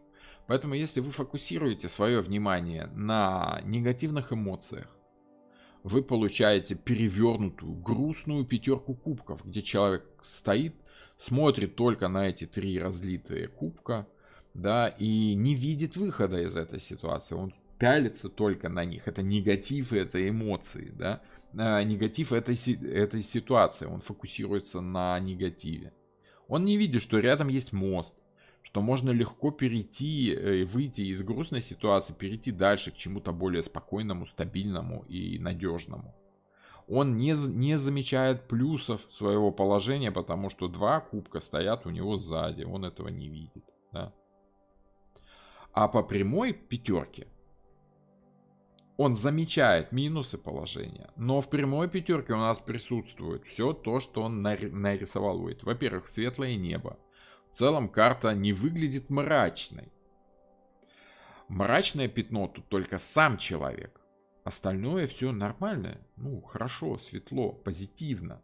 Да? Вот. И из пустыни, а тут у нас человек нарисован как бы в пустыне, нужно переходить через реку и идти в зеленые сады, да? Туда, где хорошо. Если ты понял, что в твоей жизни плохо, хорошо, принял ко сведению и двигайся дальше. Движение эмоций важно. Не нужно, когда ты обратил внимание на какие-то минусы в поведении твоего партнера, а фокусируешь свое внимание только на негативе в общении с любимым человеком, не нужно фокусировать все свое внимание на этом. Нужно двигаться дальше, нужно развивать свои чувства, нужно шевелиться, менять свою ситуацию к лучшему. Пятерка — это движение. Пятерка — это движение этих самых эмоций. Если тебе грустно, измени свои эмоции. Обрати внимание, что есть положительные. И измени свой взгляд на положительные эмоции. Двигайся через мост, меняй свой мир. Река и мост — это всегда символика изменений своего мира. Внешнего, внутреннего, неважно. Это всегда символика перехода в какой-то другой мир. Почему, когда происходят какие-то ритуальные действия по поводу гаданий, колдунства там какое-то, да, если вы хотите избавиться от чего-то, нужно бросить с моста в реку, потому что символика моста — это символика перехода в другой мир. Как бы с моста что-то бросая, вы как бы бросаете это якобы в другой мир, понимаете, в котором вот этот предмет с вами больше не столкнется, да? Поэтому по пятерке кубков вы понимаете, по прямой пятерке кубков вы замечаете минусы, обращаете внимание на плюсы и переходите в ту ситуацию, которая способствует развитию отношений. Вы учитываете минусы, запоминаете их, чтобы больше не повторились вот эти плохие эмоции. По перевернутой пятерке кубков вы прям концентрируетесь на этих минусах, ничего больше кроме них не видите и закутываетесь в свой этот мрачный плащ, да, в свои собственные негативные эмоции. Еще раз напомню, пожалуйста, обратите внимание, это неплохая карта. Это карта, которая нам подсказывает, что из каждого положения есть 2 выхода. Завернуться в черный плащ, либо перейти через мост. Прямая карта значит, что нужно перейти через мост и настроить свои эмоции на хороший лад, потому что в ситуации, кроме плохого, есть и хорошее, просто вы его не видите. И негативное значение — это да, человек заворачивается в свои эмоции, человек обращает только на минус. Ну вот и все. Вот и все. Это очень простая карта, но ее трактуют почему-то только как печальную. Я не очень понимаю, зачем циклиться на одном значении, только на одной эмоции, которая карта дает. Тут же есть и положительное, и его, кстати, возможно, его меньше, чем отрицательного. Но основной плюс этой карты в том, что вы можете изменить ситуацию. И карта вся прям говорит о том, что ситуацию менять надо. Нужно шевелить эти свои эмоции, а не купаться в одинаковых, в негативных эмоциях. Страдать христовыми муками вечными. Понимаете? Вот как-то так. Мне это видится таким. И, кстати, практика раскладов подтверждает, что да, в большинстве ситуациях, когда выпадает прямая пятерка кубков, у человека есть шансы на улучшение своей ситуации. Когда перевернутая карта выпадает, то это с большей долей вероятности говорит о том, что человек, когда погрузился в негатив, какую-то в депрессию, не видит ничего положительного, фокусирует свое внимание только на минусах, видит в своем партнере только негатив, только плохое поведение, забывая о том, что вообще-то это человек, которого вы любите, и в нем хорошего тоже хватает. Перейти по мосту и сжечь мост. А зачем сжечь мост? Если вы перешли, да, вы перешли. Если вы не собираетесь идти назад, то зачем мост сжечь? Пятерка кубков — это следствие пятерки мечей. Не всегда. Не всегда. Не всегда. Может такое быть, но опять же, пятерка кубков может развиваться из четверки кубков, а не из пятерки мечей. Там как бы развитие идет не только так, но в первую очередь это линейное развитие. Стихии, конечно, смешаны. Идеальная пятерка — это смешение всех этих пятерок в одну. И вообще было бы интересно поработать колодой. Это было бы очень сложно, я думаю. Но было бы интересно хотя бы посмотреть на колоду, в которой все вот эти вот стихии собраны в одно. Чтобы младших арканов было просто 14.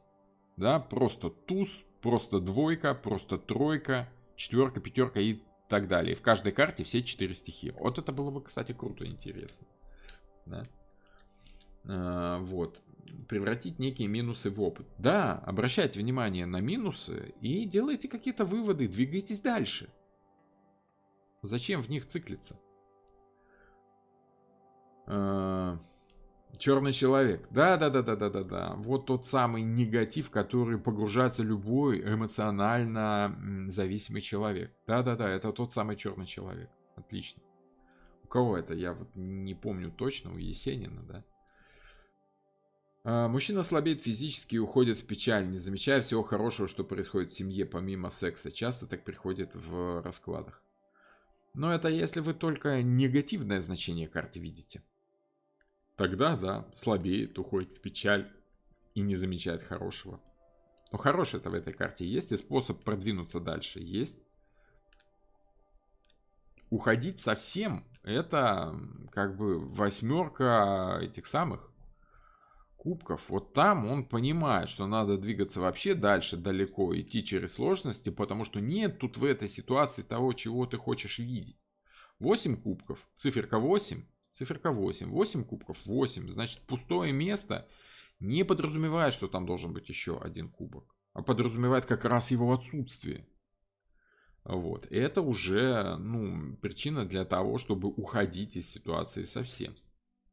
Вот. Но это следующая история. Это дальше, это развитие истории. В общем, как понять, какая я королева? Могу ли я сама выбрать сигнификатор из карт двора, не опираясь ни на какие знаки зодиака? Можете, выбирайте. Скажем так, если вы в состоянии непредвзято и адекватно оценить свой тип характера, тогда вы можете самостоятельно выбрать себе сигнификатор.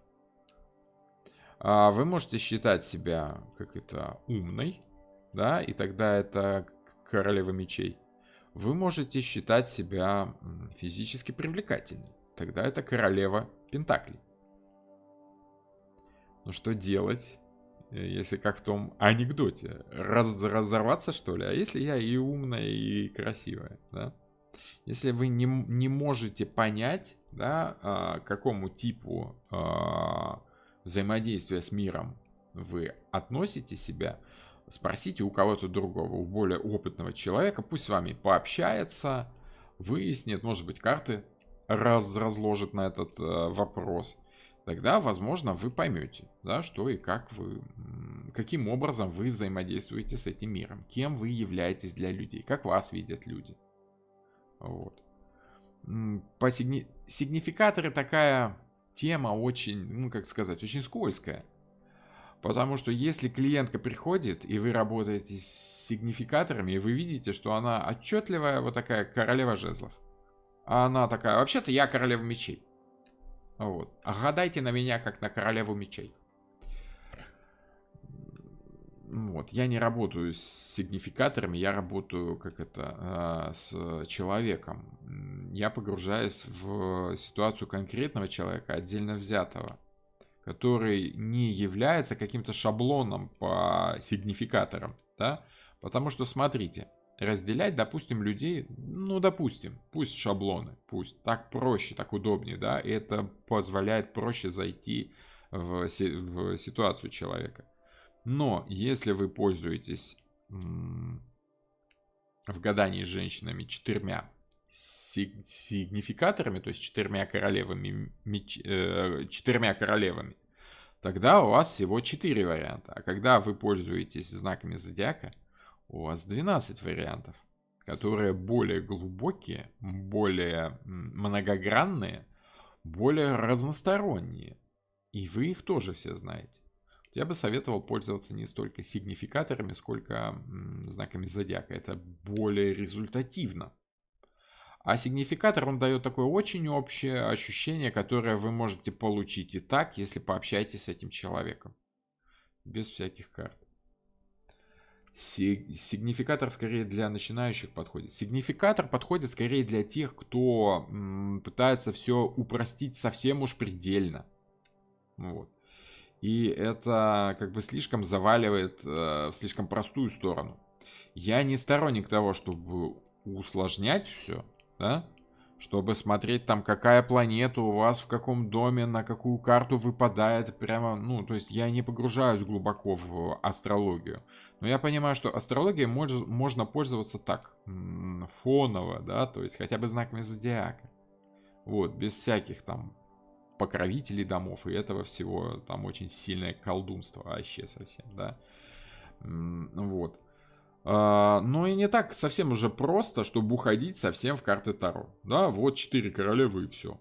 Это как-то, ну, не то чтобы примитивно, но слишком уж просто и не дает конкретики какой-то, которую может дать более сложное видение карт.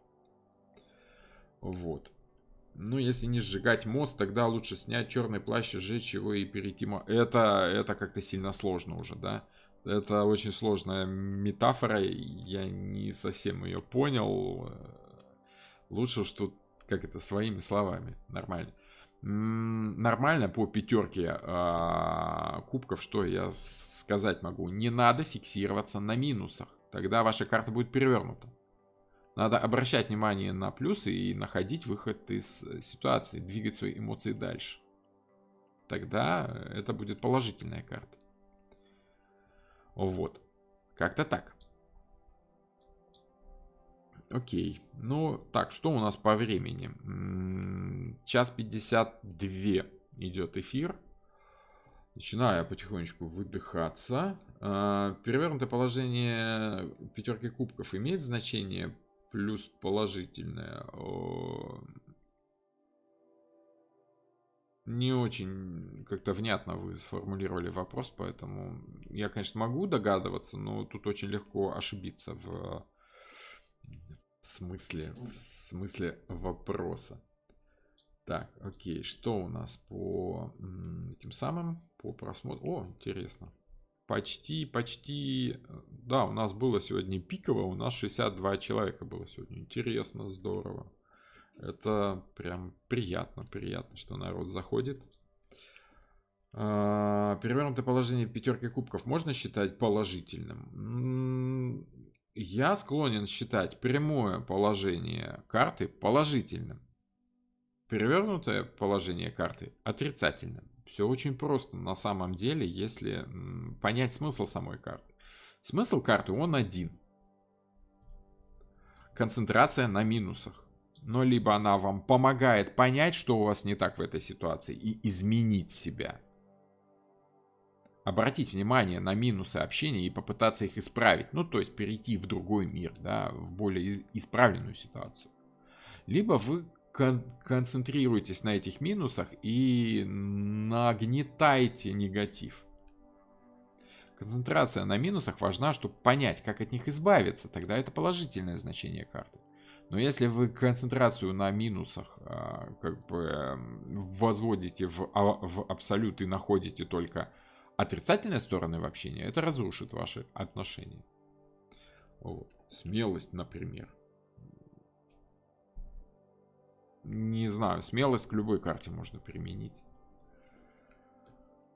Скажите, пожалуйста, есть ли в планах такие же расширенные лекции по картам двора? Это не расширенные лекции. Это просто лекции. Да? Это лекции, которые являются базой для практики. То есть, смотрите, я вот начитываю эти лекции для всех. Это свободные лекции. В свободном доступе. И есть по старшим арканам. Есть там какие-то, я начал, философские, такие более углубленные, что ли, лекции по старшим арканам, но пока нет времени на них. Есть по младшим арканам. Есть там, конечно, экспресс-курс такой, да, и интенсив очень сжатый, очень быстрый. Но вот это не то чтобы расширенные, это нормальные лекции. В сравнении с интенсив-курсом это лекции нормальные. На занятиях в группах мы разбираем практику раскладов, мы разбираем, как эти карты работают в раскладах, собственно. Как тогда читать негатив карты, если используешь только прямые карты? Вот. Смотрите, я использую только прямые карты. И я понимаю, что пятерка кубков, допустим, это когда ты замечаешь минусы в отношениях с другим человеком. Минусы в эмоциях, да, скажем так. Когда у вас есть достаточно серьезный опыт в консультировании, вы уже чувствуете, вы уже понимаете, что вот в этой ситуации концентрироваться на минусах это хорошо. И это поможет людям, которые ведут себя таким вот образом, да, если они позитивно настроены на общение друг с другом, это поможет им выявить проблемы в общении и избавиться от этих проблем. На что, в принципе, и направлена пятерка кубков. Как правильно проходить прямую пятерку кубков, понять минусы общения и исправить их. Вот и все. Вот. Если я чувствую, что вот человек там, о котором спрашивает клиент, он негативно настроен к клиенту, и у них там сложности в общении. Если я вижу, что сам клиент, в принципе, такой вот, как Пьеро, да, сбежала Мальвина, ну вот такой, не склонен решать проблему, а склонен ждать, когда за него решат проблему, да, тогда пятерка кубков будет скорее негативом. И вы будете видеть, что да, вот этому человеку мало шансов на то, чтобы справиться с пятеркой кубков. Это, скажем так, ну, только с прямыми картами я советую работать людям очень опытным, которые уже, ну, не одну сотню, тысячу раскладов реальных сделали, которые уже как бы чувствуют, могут угадать прямо интуитивно, потому как мы же картами Таро гадаем все-таки, да, и элемент гадания, угадывания не исключен, наоборот, это инструмент угадывания, да. Можно, конечно, если вы человек такой абсолютно склонный к логике, и считаете, что каждой карте принадлежит значение, и оно каким-то образом влияет, работает с другими. Если вы такой прям логик, идите, пожалуйста, к Юрию Хану.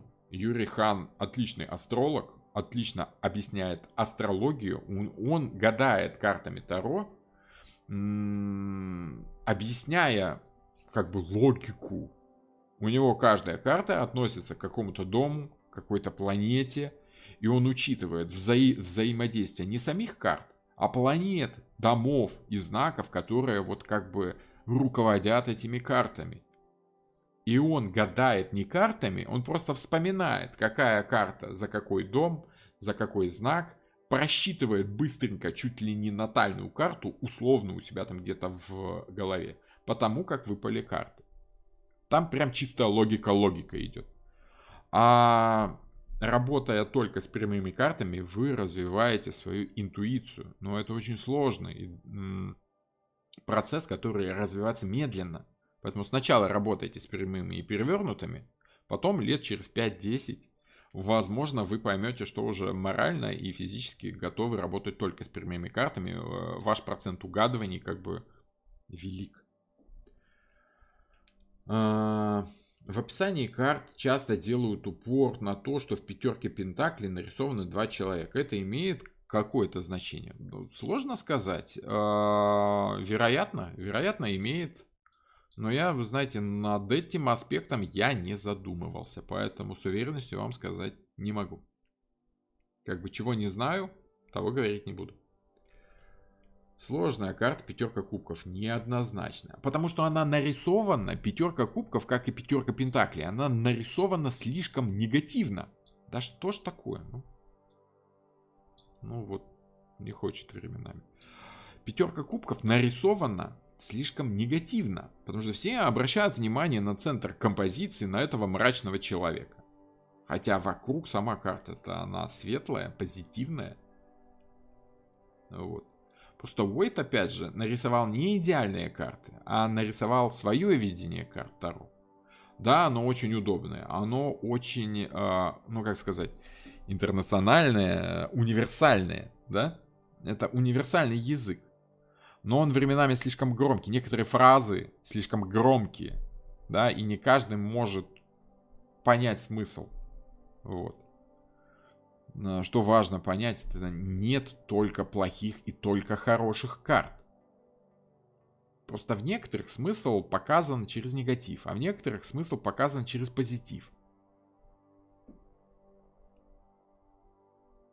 Вы даете такую базу, что впечатление, что это полный материал значения. На самом деле это только часть основы толкования. Конечно, потому как в каждом раскладе каждая карта будет играть чуть-чуть по-разному.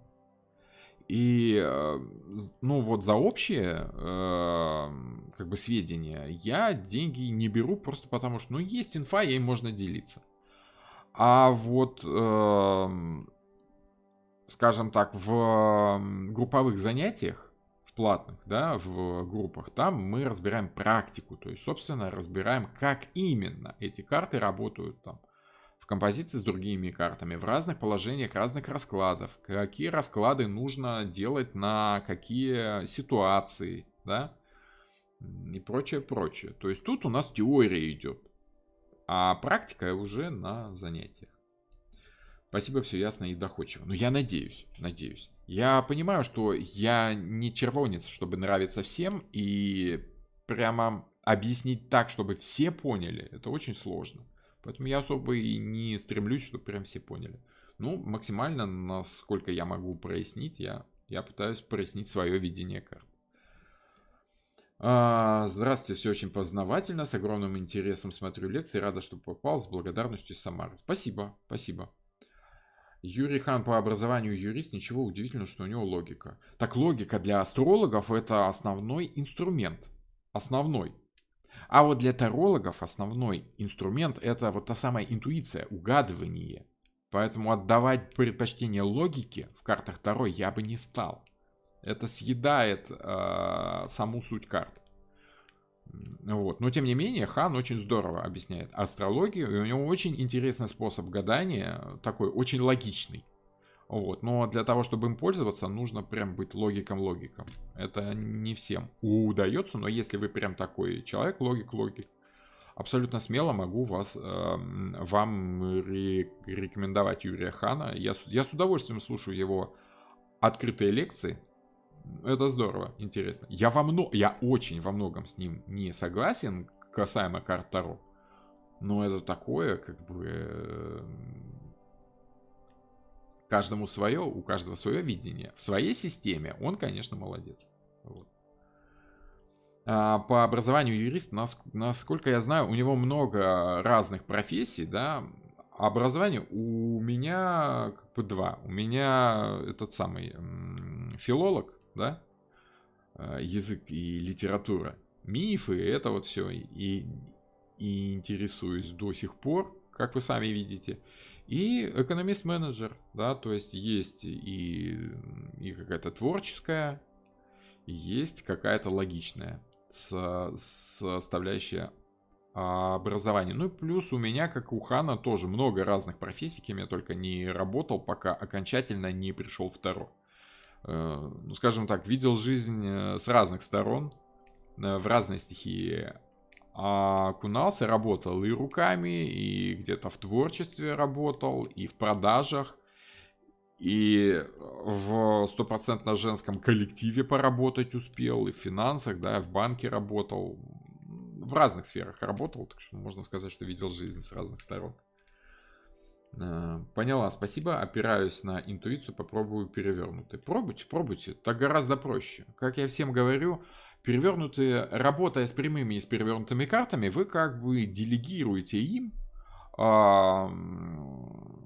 положительное и отрицательное значение. Да? Если карта перевернута, значит это для клиента плохо. Если прямая, значит хорошо. Это как ехать на автомобиле с автоматической коробкой передач. Вы просто жмете педаль, а автомобиль сам переключает эти передачи.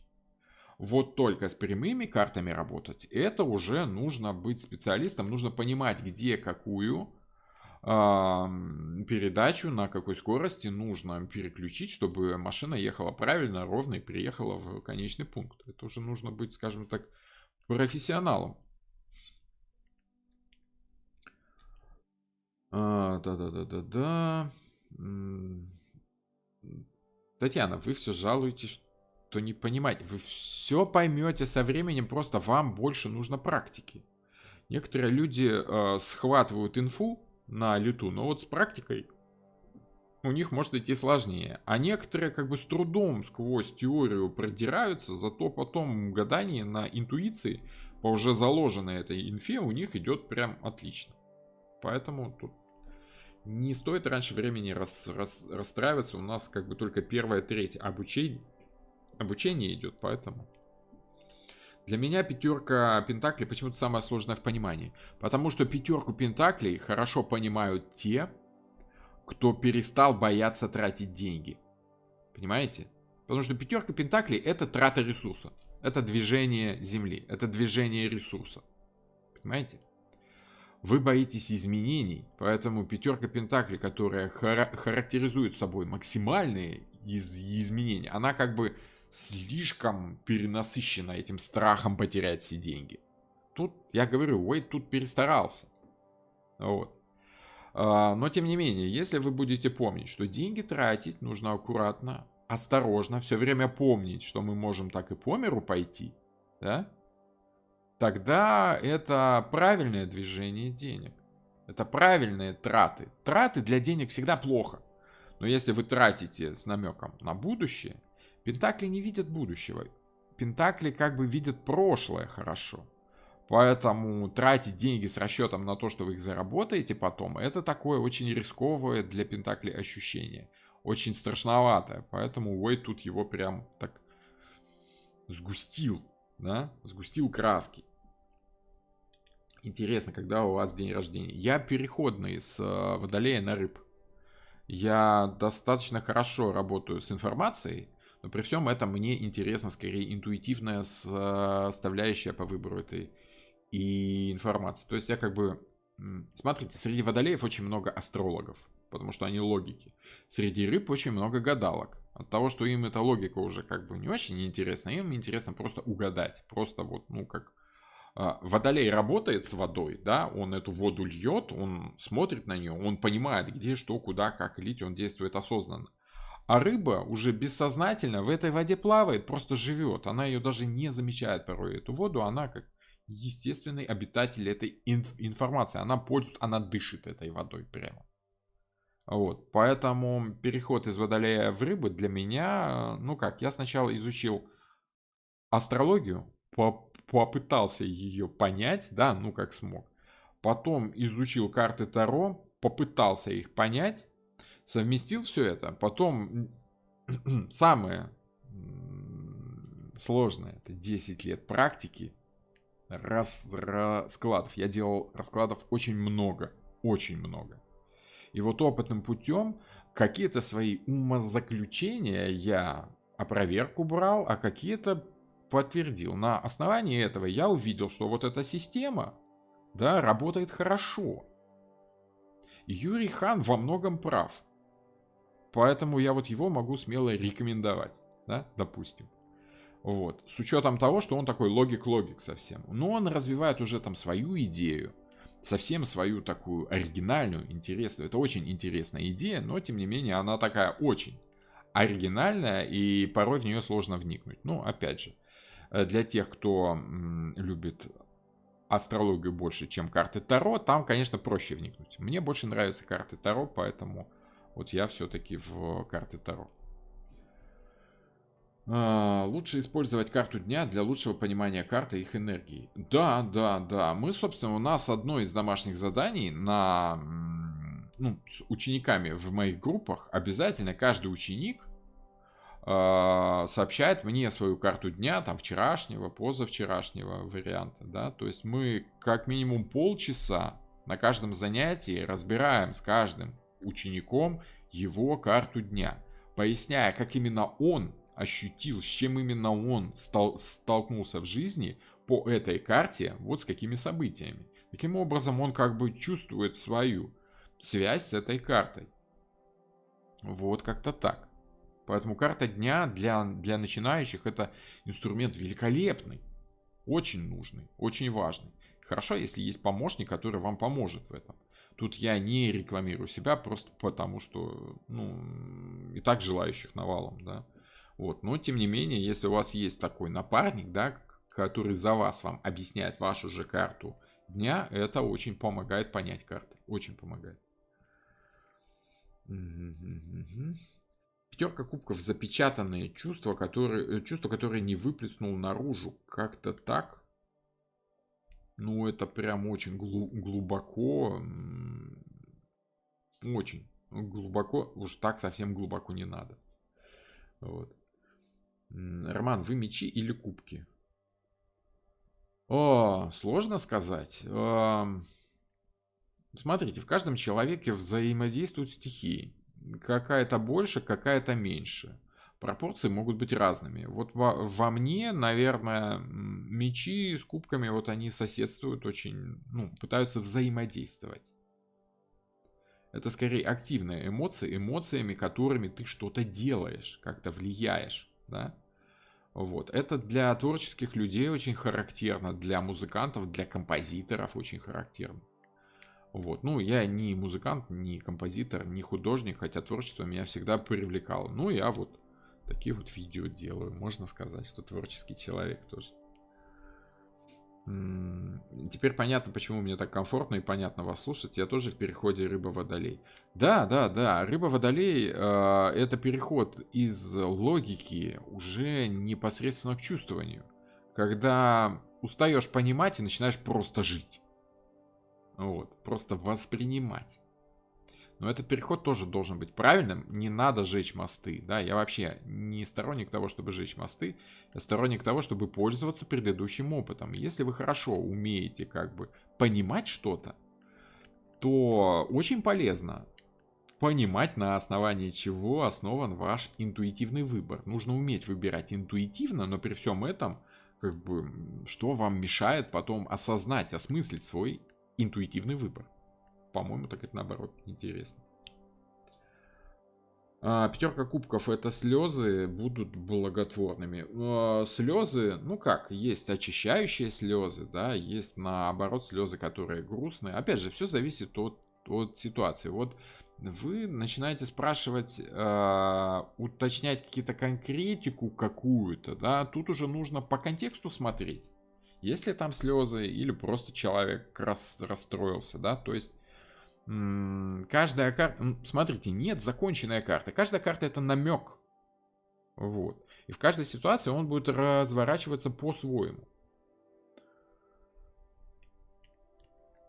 А Козерог и Водолей это кто и что? Ой, мы так тут долго будем сидеть. Это как? Там скорее опыт и понимание.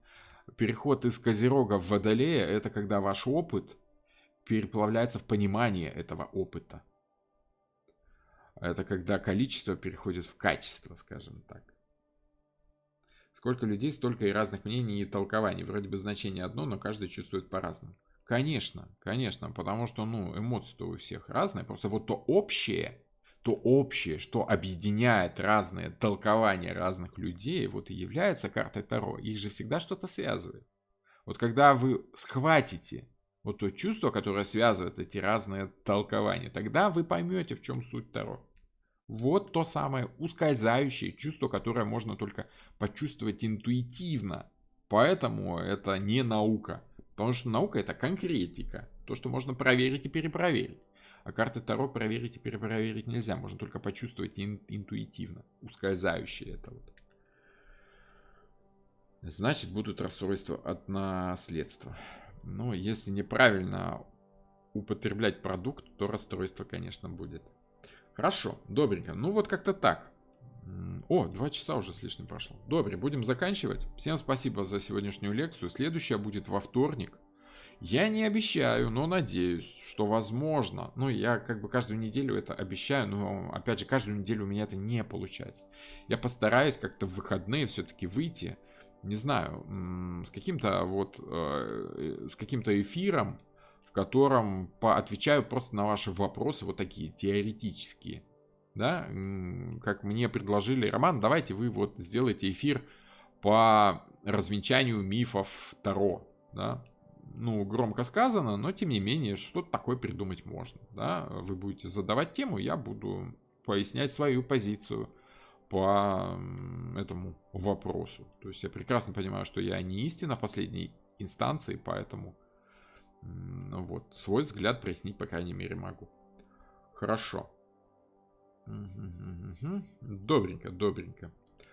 Ну что, будем прощаться, увидимся с вами во вторник. И возможно, да, подписывайтесь на телеграм-канал, да, описание, есть контакт в описании, там и WhatsApp, и Telegram. В телеграм-канале я это самое выкладываю оповещение о том, что выходит эфир, и вы точно не пропустите.